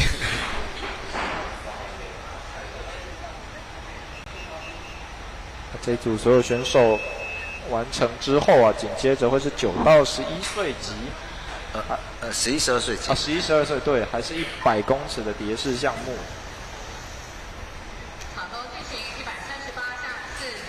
不过这一组看到原定在第6道的选手是没有来到现场。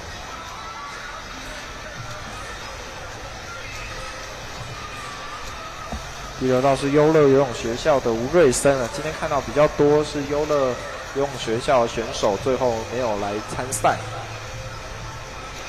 至于树林竞泳俱乐部，真的竞技水准相当高包括他们第4道的张元硕跟第5道的廖允成，同样是来自同一个集团，那他们现在也是要来互争1、2名，实力很相当哈。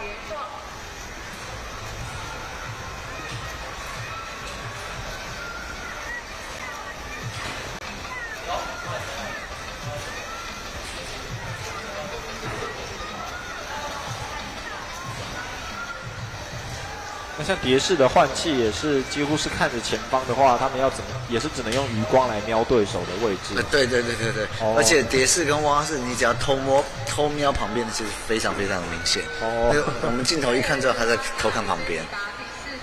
那这样也是对自己速度也会不利啊，就是对，但是在我现在想不起来，欧洲有一个女选手，她平常的换气是侧边的。可是我试着去做过这个动作，你的手它没有办法平的，你会变飞机这样转弯一样，一上一下。是。所以这样对自己在推进也不是太有效果。对，除非你的转头不影响你的滑手。那可能就是真的要天赋异禀的人才能做得到，或者他从小就是这样子就没有什么太大影响。是。这一组唯2来自于树林竞泳俱乐部的选手张元硕跟廖允成是包办的前2名。那接下来又要回到并组的情形了，因为8岁以下其实是因为只有1人报名参赛，所以刚刚才会先进行9岁的级别。那8岁以下唯一是来自2势力的王友荣。有2位，还有隔壁道大同国小郑义宏，同样也是8岁以下，他们被分在第1跟第2道。这个又是一个哥哥带你飞的概念。特别是蝶式的动作真的很像在飞。对，哥哥带你飞。我们看到游最快的，的确还是年纪比较有经验这次也是横跨了大概20-30岁的一个级距。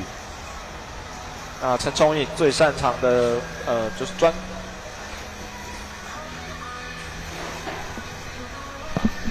攻蝶式，是排在比较后面的泳道。跟许哲宇真的是强强对决。许哲宇刚刚已经在混合式比下了陈崇颖，现在看起来蝶式也有机会。相当接近，谁先出墙？结果是第7泳道的许哲宇，来自亚洲竞泳，那比卡拉蒂的陈崇颖更快一些，两人差距大概1秒半不到。那接下来就看小朋友们的较量，包括8岁以下，还有13到14岁的2位。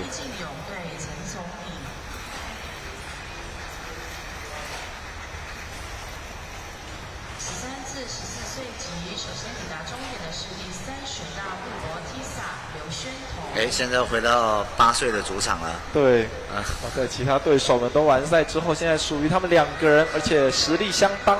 没错。郑义宏稍微比隔壁的王友荣还慢一点点。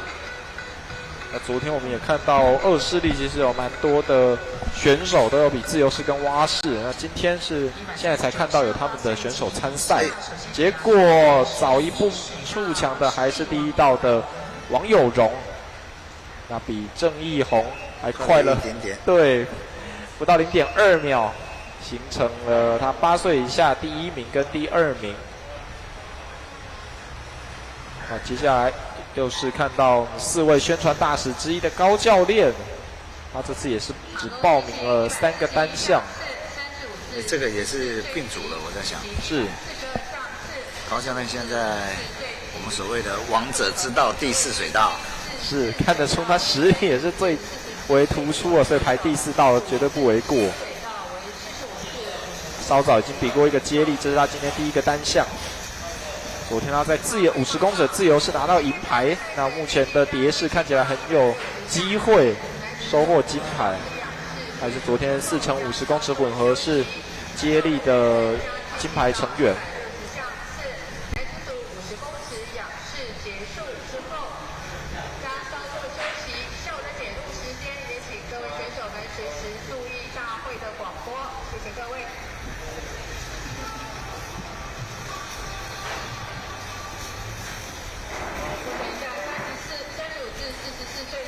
的确，身为这次运博杯的宣传成员之一，他真的用实力来赢得现在镜头的目光。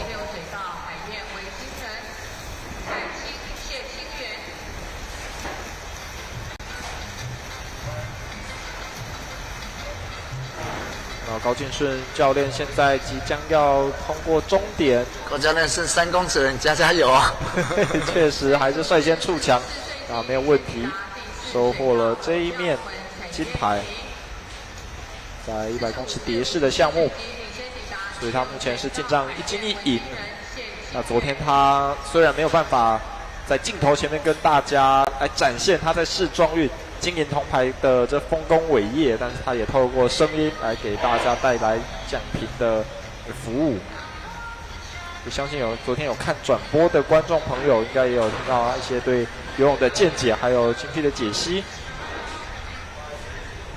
那我们现在坐在主播台的徐玉军教练，稍后也还有2个单项要进行，现在先跟大家分享一下游泳知识，稍后他自己要在游泳池当中实地来验证。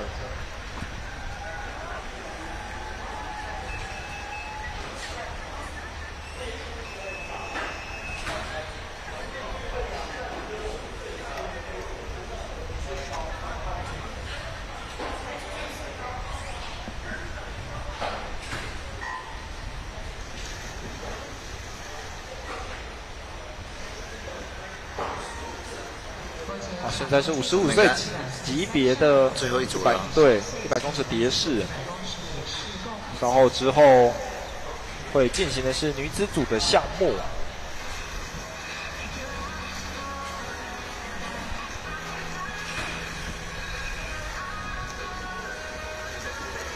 目前看到何松荣跟洪建辉相当接近。在第4道的是何松荣，来自卡拉利金融队；第3道则是勇将魂，也就是高教练的队友洪建辉。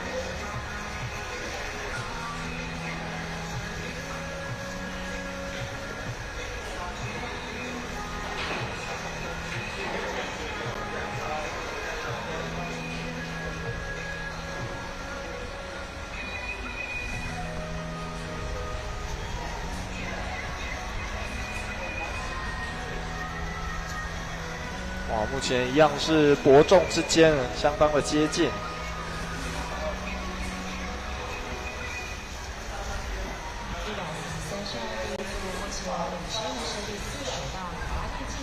而且现在排名序上可能稍微有点变化。没错，蝶式100公尺，其实最后20公尺其实也是很艰苦的。对，特是对大家而言，还是特别以这个年纪的来说，其实，应该讲对大家而言都是，但是对我们这个年纪来讲，其实更辛苦。是，对。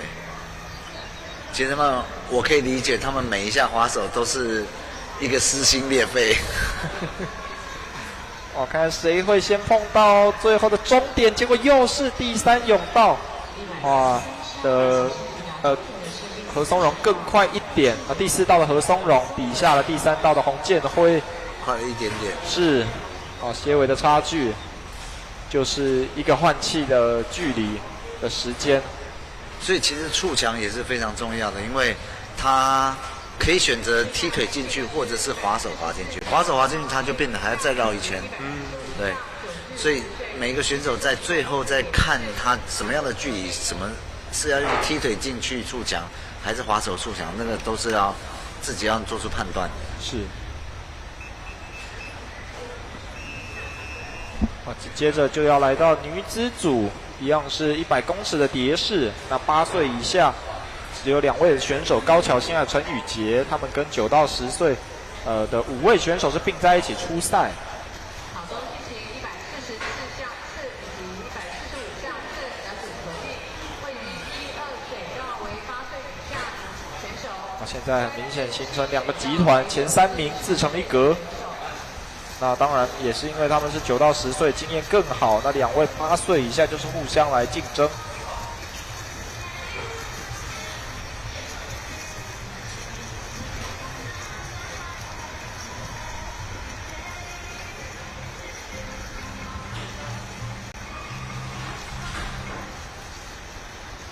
前在9至10岁部分的选手，领先的是位于第4水道，树林信友俱乐部廖炳乐，以及第6水道，树林信友俱乐部蔡磊乐。再是第3个是第5水道 FSI。现在还看起来有机会来分出胜负因为在第4水道的廖敏乐看起来有机会拿下9到10岁级的第1名， 9至10岁级的确1分16秒58。第6道应该是蔡磊乐选手，则是拿到第2，比隔壁的王千珍稍微快一点点。选手稍早也都有比200公尺的混合式，那现在又完成了100公尺的蝶式。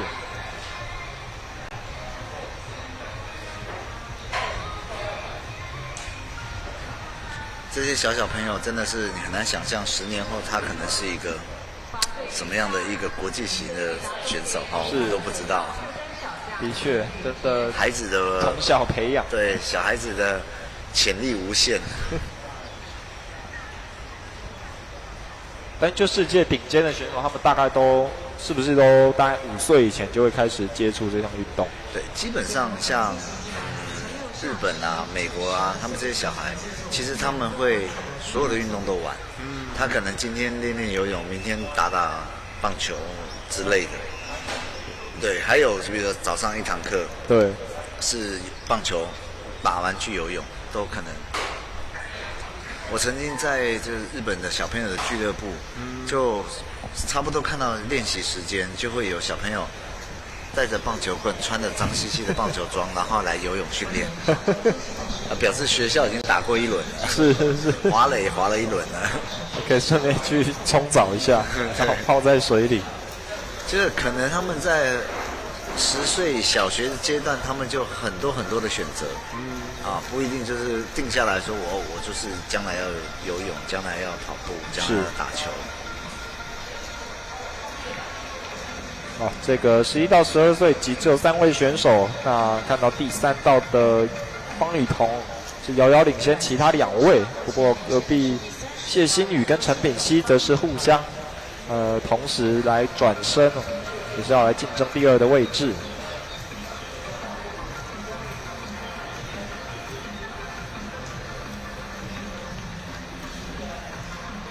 那也因为4式当中蝶式算应该是最难学的，所以通常在年纪低的话，真的就是学得好的话，大概就会都也不太会被对方给超越。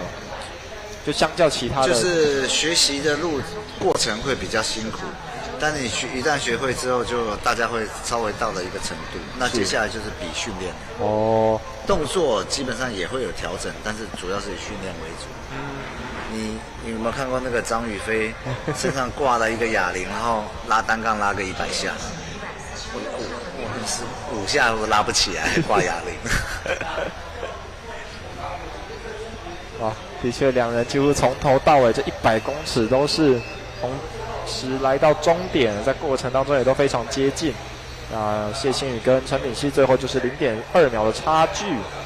接下来11、12岁级别，也是赛事4位宣传大使最年轻的周采洁小朋友，这次报名的6个单项最后一站，他现在已经累积4金1银，包括稍早最新出炉的是100公尺仰式。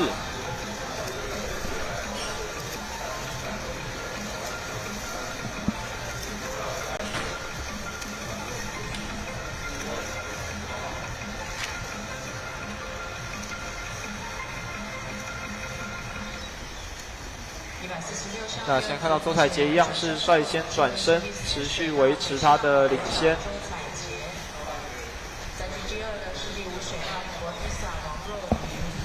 如果以他这个优势的话，他有机会追平去年5面金牌的一个成就。那当然，今天下午还有最后的女子4×50公尺自由式接力，就看他有没有被排进名单当中哦。以他的实力，照理来说应该是会来参赛。毕竟他昨天在自由式项目也是3金全包哦。那的确，周采洁在这个蝶式也是没有问题，拿到了第1名的荣誉，追平去年的成绩，能不能够突破5金的荣耀，就看他最后压轴进行的接力赛，绝对也会是全场的一大焦点。那看到拿到了这个级别第2名的，则是在他隔壁水道。是的是147项次13至14岁级女子组100公尺蝶式共2组的第1。隔壁水道的是王若瑜，代表的是运博 TISA 的队伍。那选手们也陆续返回到了终点之中。接下来会是13到14岁的级别，在100公尺蝶式，总共有10人报名，所以第一组只有3位选手，就是画面上看到第3道的是海燕维京人李芷莹，第4道北运泳队的黄映竹，跟第5道卡拉蒂竞泳的陈君佩。不过3位选手实力有段明显的差距，从一开始就分出了高下。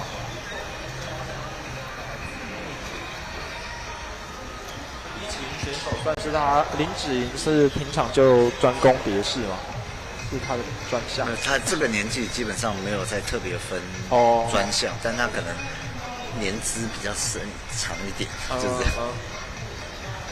当然会是到高中以后才会决定你要专攻哪几个。对。教练在训练的时候，一定是4个动作都会不断的要求他们。是。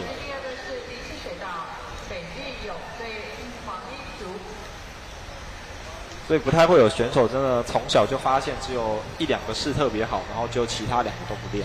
不会。哦。因为其实4个动作运用到的肌群不同，所以教练有时候，比如说自由式游久了，他会叫你游个仰式，让你去放松，相对的去放松一下肌肉。哦。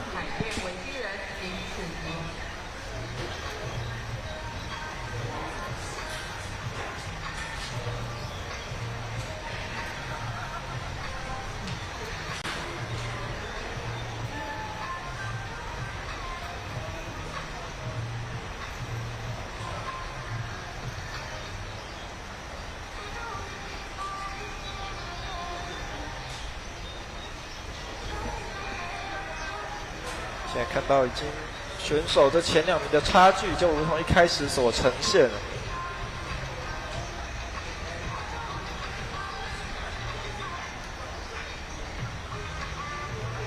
在等待第3位的陈君佩，努力的游向终点。接下来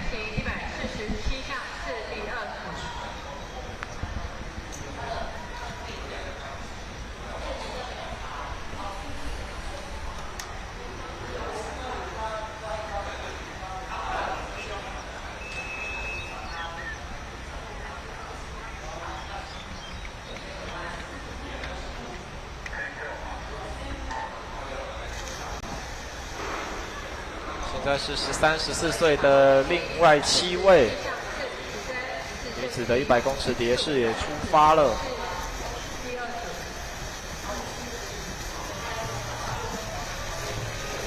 很明显，在第4道的李佩璇，游乐游泳学校这位好手，看得出一开始就扩大领先了，而且游得相当的流畅。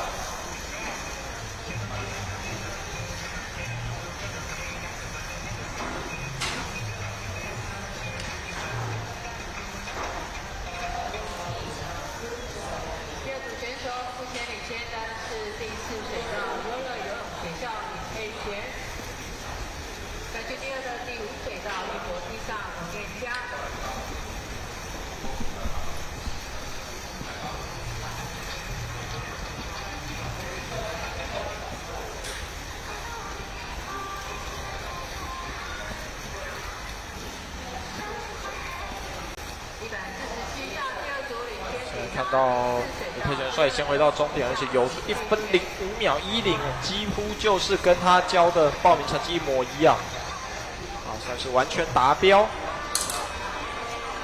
足足比其他对手都快了10秒钟以上。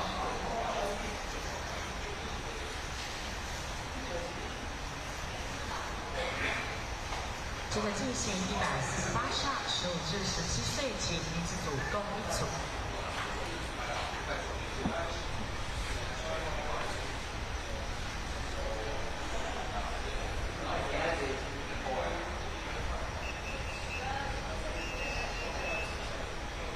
接下来换15到17岁级，还是一样是100公尺女子组的蝶式，不过总共只有4个人来比，分别是第3道陈巧希、第4道刘雨辰、第5道王敏恩，还有第6道的杨淑妍。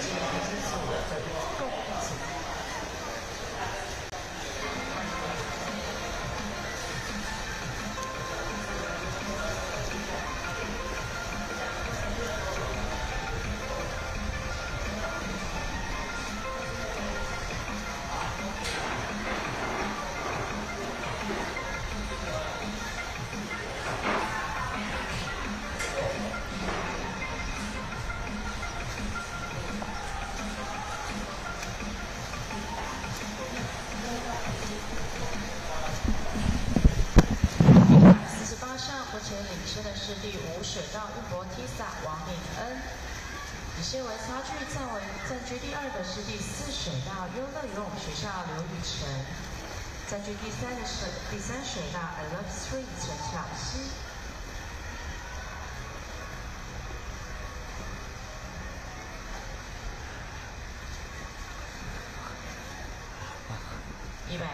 现在看到100公尺15到17岁组，最后的结果，反而是有点变化。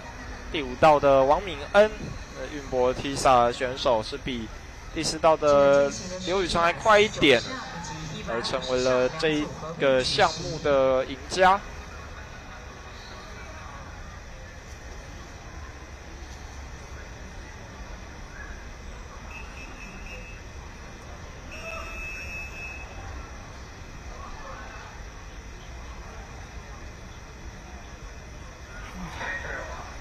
接下来100公尺蝶式，还是在女子组的部分，那也是多个选手并在一起比。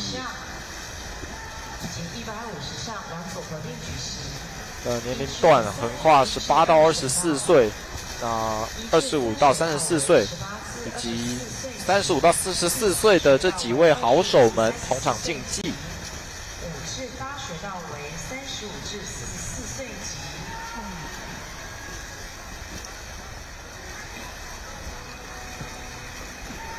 大会报告：今天下午的赛程将进行是160项次50公尺仰式结束之后，将稍作休息用餐。下午的赛程将于12点20分开始显露女子组50公尺仰式。下午的赛程将于12点20分显露。这看到很明显差距就制造出来。所以现在是北大校泳队的卢冠霖。下午的显露时间是12点20分。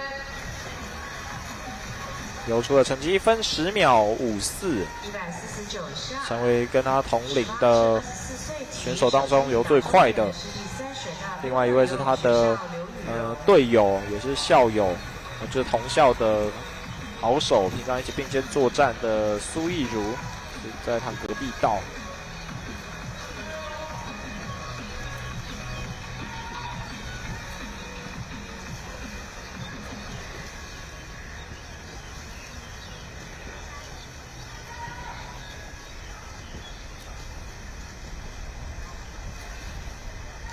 150下，35至44岁级，首先抵达终点的是第5水道亚洲竞泳李代荣。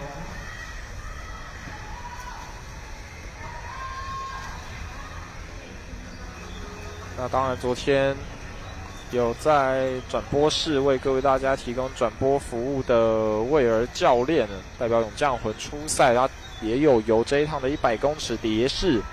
昨天在100公尺自由式，他是拿到了第3名。那今天他的2个单项分别是100公尺蝶式的，跟稍后还有进行了50公尺蝶式项目。那至于他稍早也是勇将魂在男女混合4×50公尺混合接力的成员之一。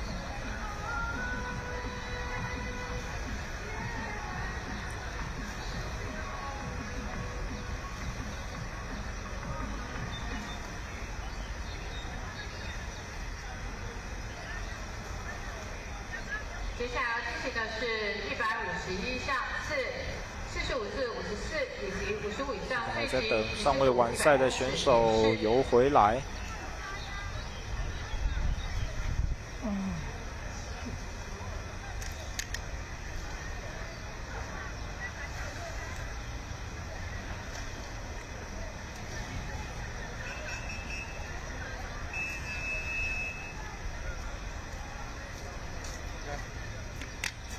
有没有换下来的电池？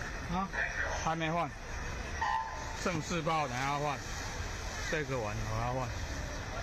场多进行151项次、45至54以及55以上最级极速100公尺蝶式，位于3、4水道为45至54岁级的选手，第5水道为55以上岁级的选手。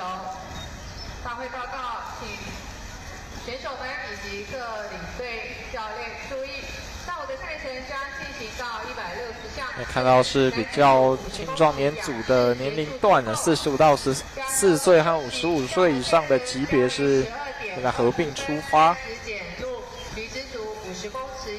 总共也就是画面上看到的3人，包括郭梅玲、尹彩云还有刘居美，都是来自于海燕维京人。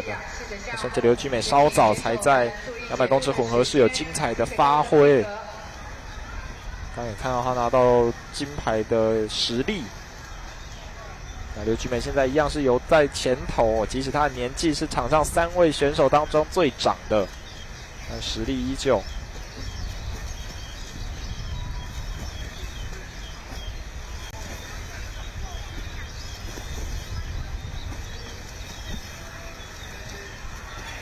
场中选手目前领先的是第5水道55以上岁级海燕维基人刘菊美，45至54岁级目前取得领先的是第4水道海燕维基人尹彩云。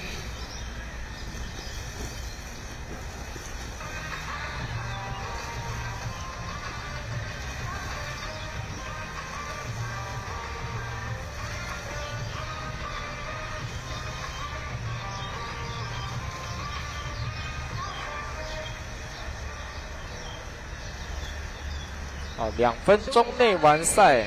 刘菊美今天上午的2个赛事都是发挥的相当出彩。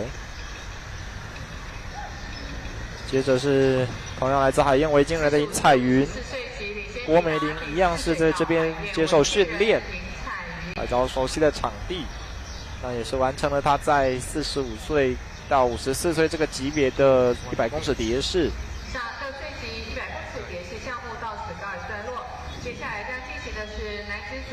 在蝶式这边告一个段落之后，稍后又要回到仰式的单项。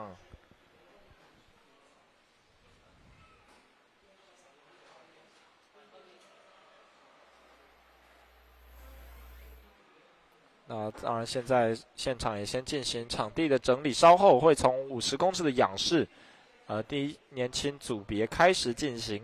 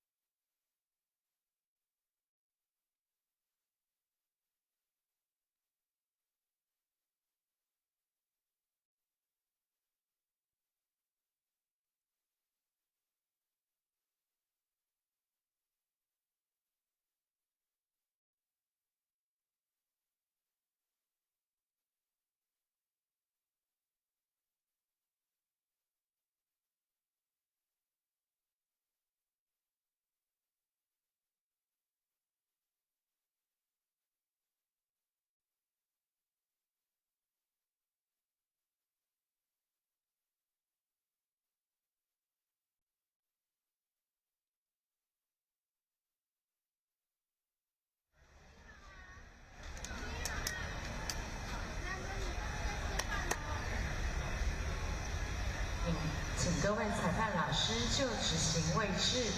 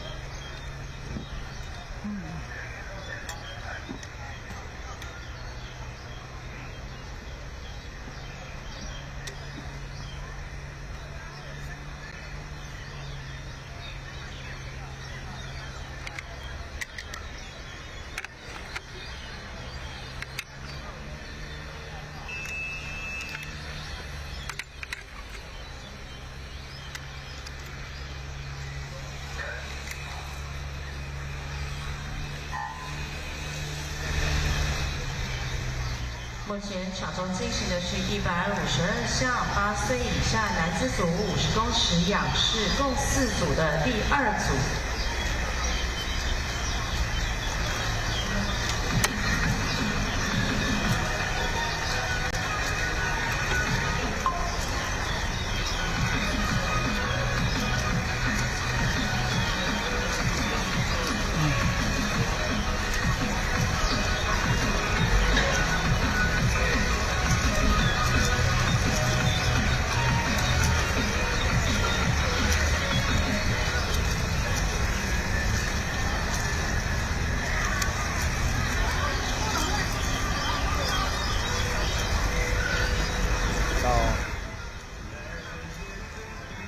到8岁以下的50公尺男子组仰式，原本表定有4组的参赛选手，但是因为第一组的3人，可能有些人请假，因此直接从第2组开始进行比赛。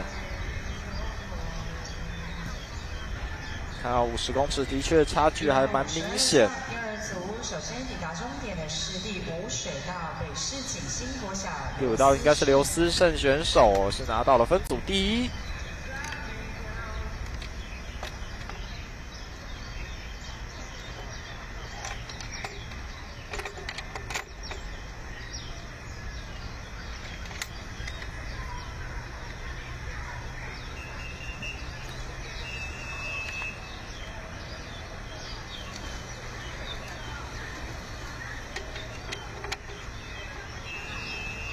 接着是表定的第3组，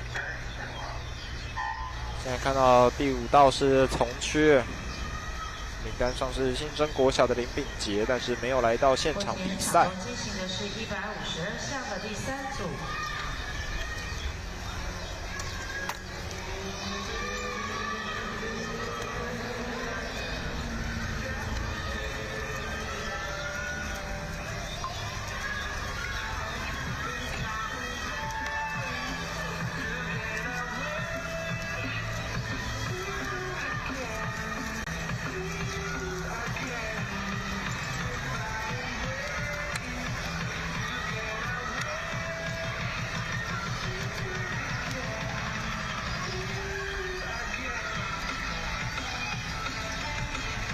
到现在第3甬道的王佑胜是要来顺利拿到这一组的第1名，但当然后面的第4组会有更多实力坚强的对手们。现在裁判抓紧时间，第一时间就请选手们先到场边，刚好前3道都已经完赛，就从就近的这边来上岸。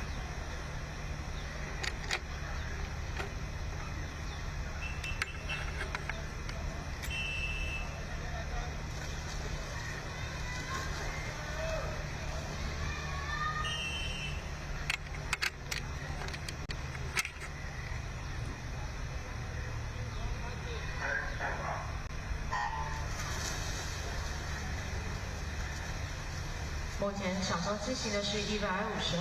那最后一组出发，这一组明显实力是更为的接近。3、4、5、6道实力都相当，包括第3道是尤杰安，第4道王友荣，第5道邱义恩，还有第6道的江云展。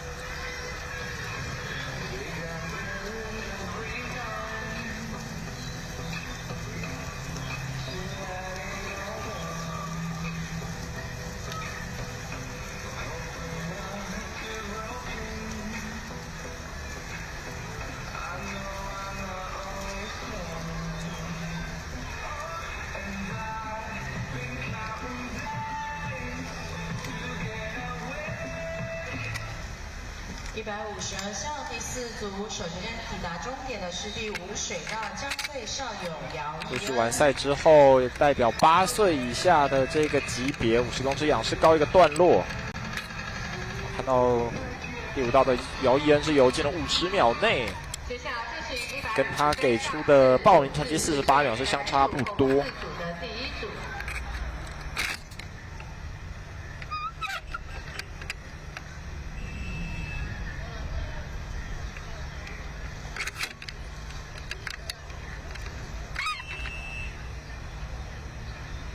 接着是来到9到10岁级，50公尺仰式一样有多达4组的参赛选手。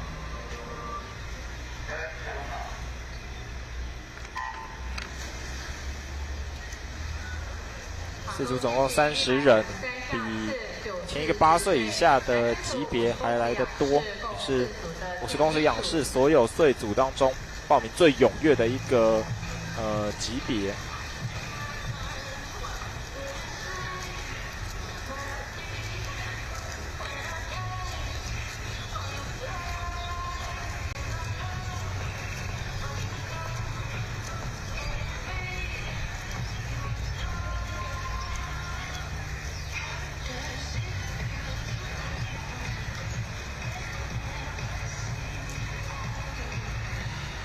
看到第7水道郑伟航率先来到终点，第2道的萧子龙上这一组的第2。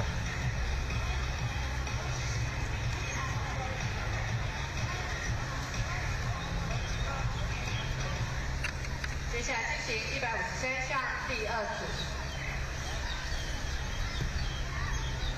第5、第6道几乎是同时触墙。那也代表这一组这边结束之后，紧接着要来到9到10岁级的50公尺仰式第2组。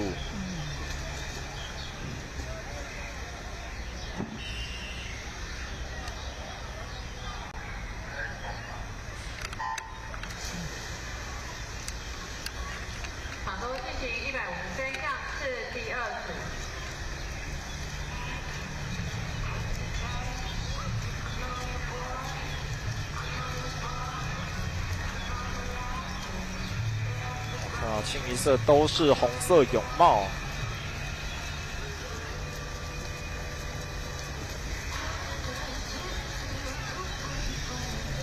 虽然场上选手是来自不同的学校，我们刚好无独有偶戴的同款泳帽。我们上看到有包括是前2道来自银桥国小，一位是鲨鱼队的王艺婷，一位是海豚队的陈义恩，还有第4、第7、第8道也都是银桥国小的学生，还穿插的第3道是大同国小，以及第5道是海燕维京人，也就是算地主的选手。这边陆续都游到了终点，实力也在伯仲之间。完赛的成绩都差不到了3秒钟，非常接近。本组第1的是第7道的林奇昂，银桥国小鲨鱼队。第5道的赖景成则是海燕维京人，平时就是在这一次的主办场地青年运动中心来做运动公园来做训练。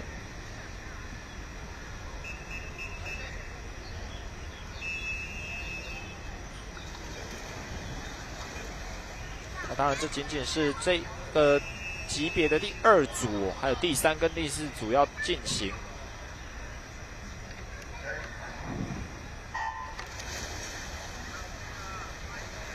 第3组的比赛正式的出发。3项是第3组。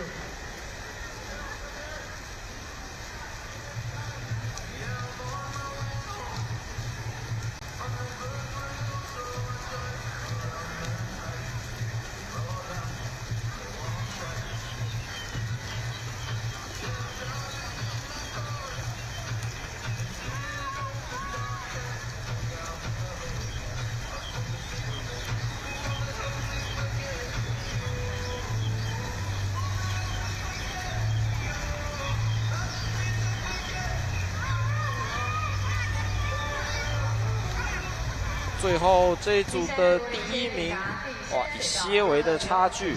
然后分组第1的是第3道的林世渊，4、5道也是只差不到1秒钟触墙包括第4道的黄浩维，还有第7道的许慕恩。接下来将会是在9到10岁级男子50公尺仰式的最后一组。基本上也就是强对决的戏码，包括王凯威、欧阳靖佑这2天真的都在游泳池畔大放异彩。场中进行153项次，9至10岁男子组50公尺仰式最后一组第4组。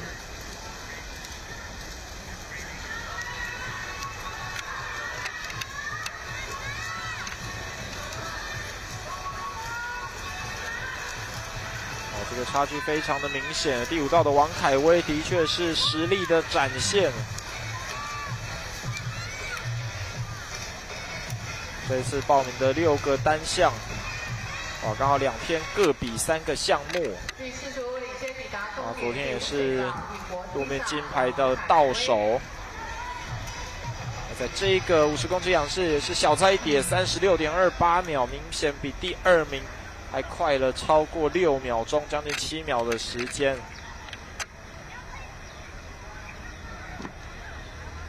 昨天是称霸了200、100还有50公尺自由式，今天来到仰式，截然不同的项目，照样还是能够登顶。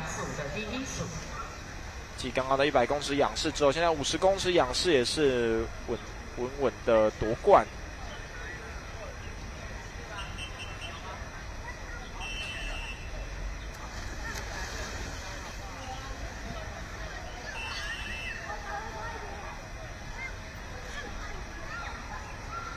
接着是来到11到12岁的级别50公尺的仰式项目。总共有2组的选手，但是在第1组的第2道，另一位悠悠乐游泳学校的选手没有来到现场，许高进是缺席。那其他道大家还在竞争当中。第3道的卢鸿轩暂时领先。大池金浪江影展，请您听到播报与播报台联系。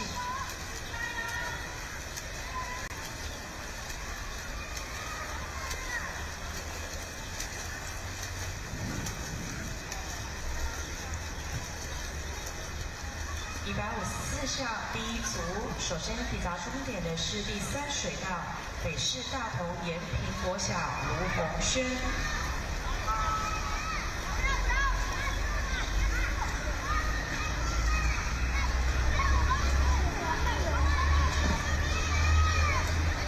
接着进行154项的第2组。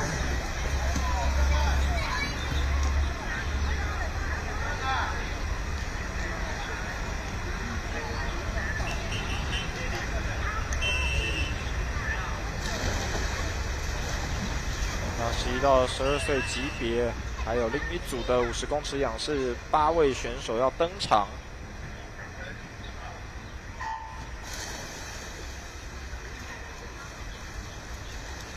目前场中进行的是154项的第2组。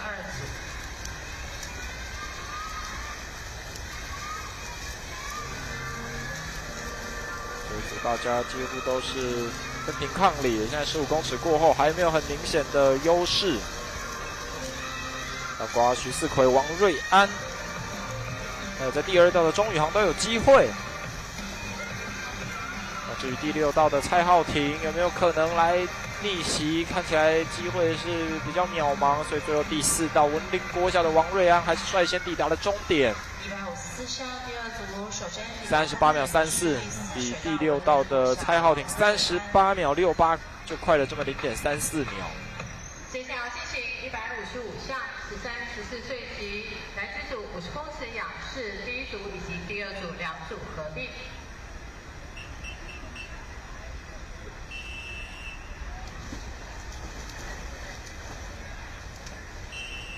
紧接着要进行13、14岁级的50公尺仰式，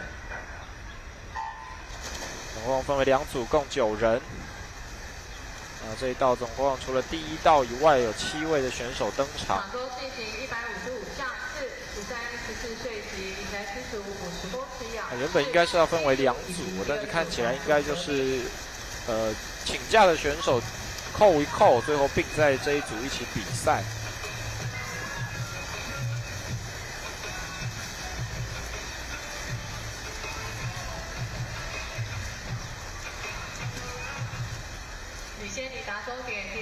最后还是用些微的差距来分出胜负，前3名都相当的接近，但是赢家必须只有1个。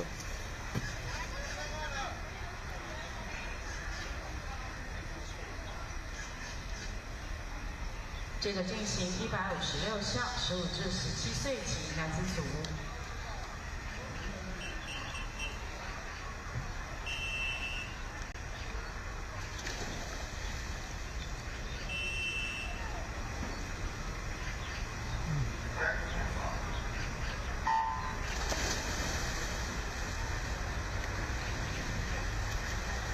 场中进行的是156项15至17岁级男子组50公尺仰式共1组。那则是15到17岁级，那还是因为有一些选手请假的缘故，所以只剩下3位选手出赛。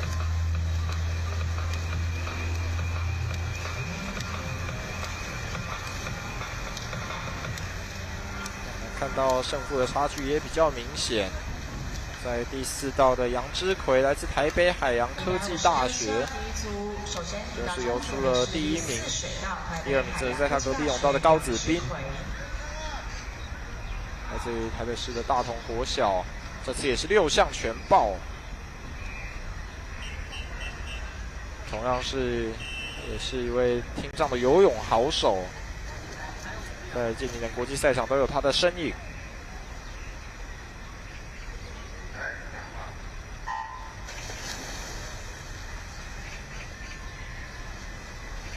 18到14岁，由于只有2位的选手报名50公尺的仰式，包括高子彬的哥哥高子轩，那另外还有蔡宗翰代表亚洲竞泳队。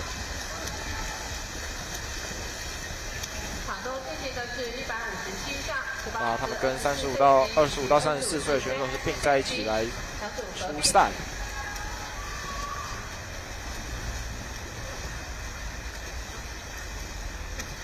第2道还是稍微快一点点。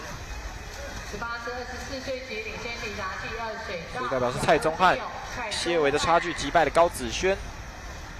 再不过看到25到34岁，看起来游最快的会是第6水道的黄永祥，来自于卡拉蒂竞泳队。卡拉蒂竞泳队黄永祥。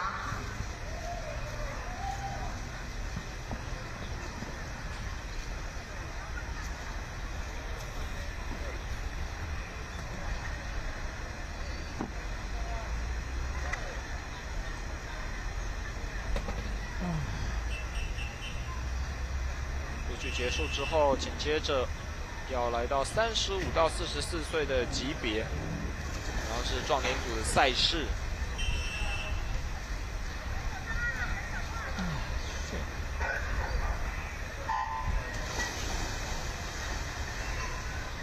这次本应该要在第3泳道的张建辉没有来到现场，昨天有看到他的身影，不过今天是请假未出赛。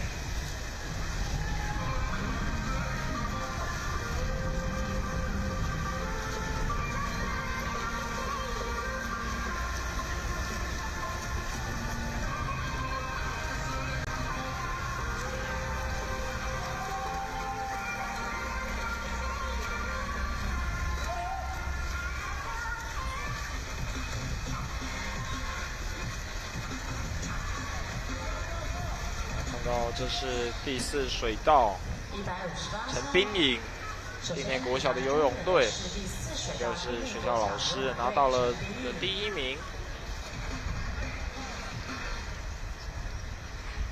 42秒98是他游出来的成绩，跟他报名时的填的40秒是相差不多，整体的实力还是有维持住。45至54岁级男子组。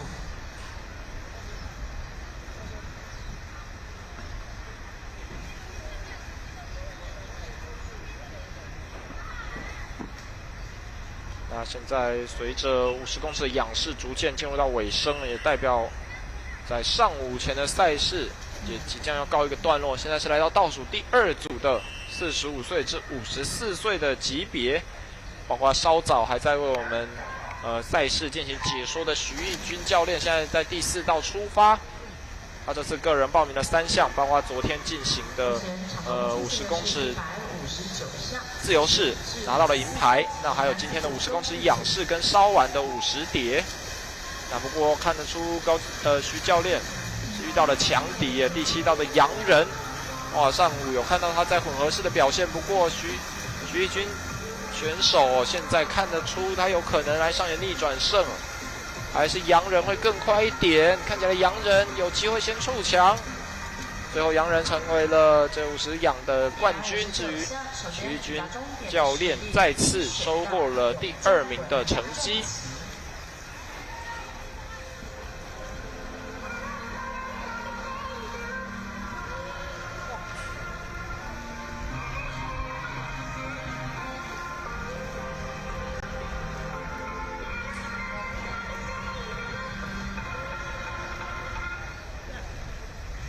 接下来进行160下次55以上最级男子组50公尺仰式共一组。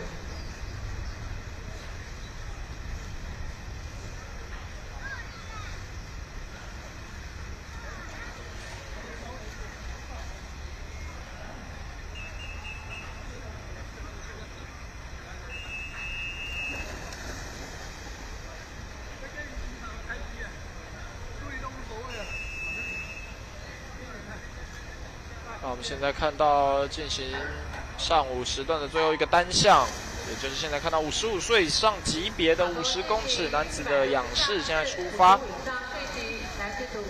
总共有6位的选手，包括第2道是唐洪亮，第3道赖聪耀，第4道陈瑞杰，第5道是徐国正，第6道的陈彦荣，以及第7道是杜维普。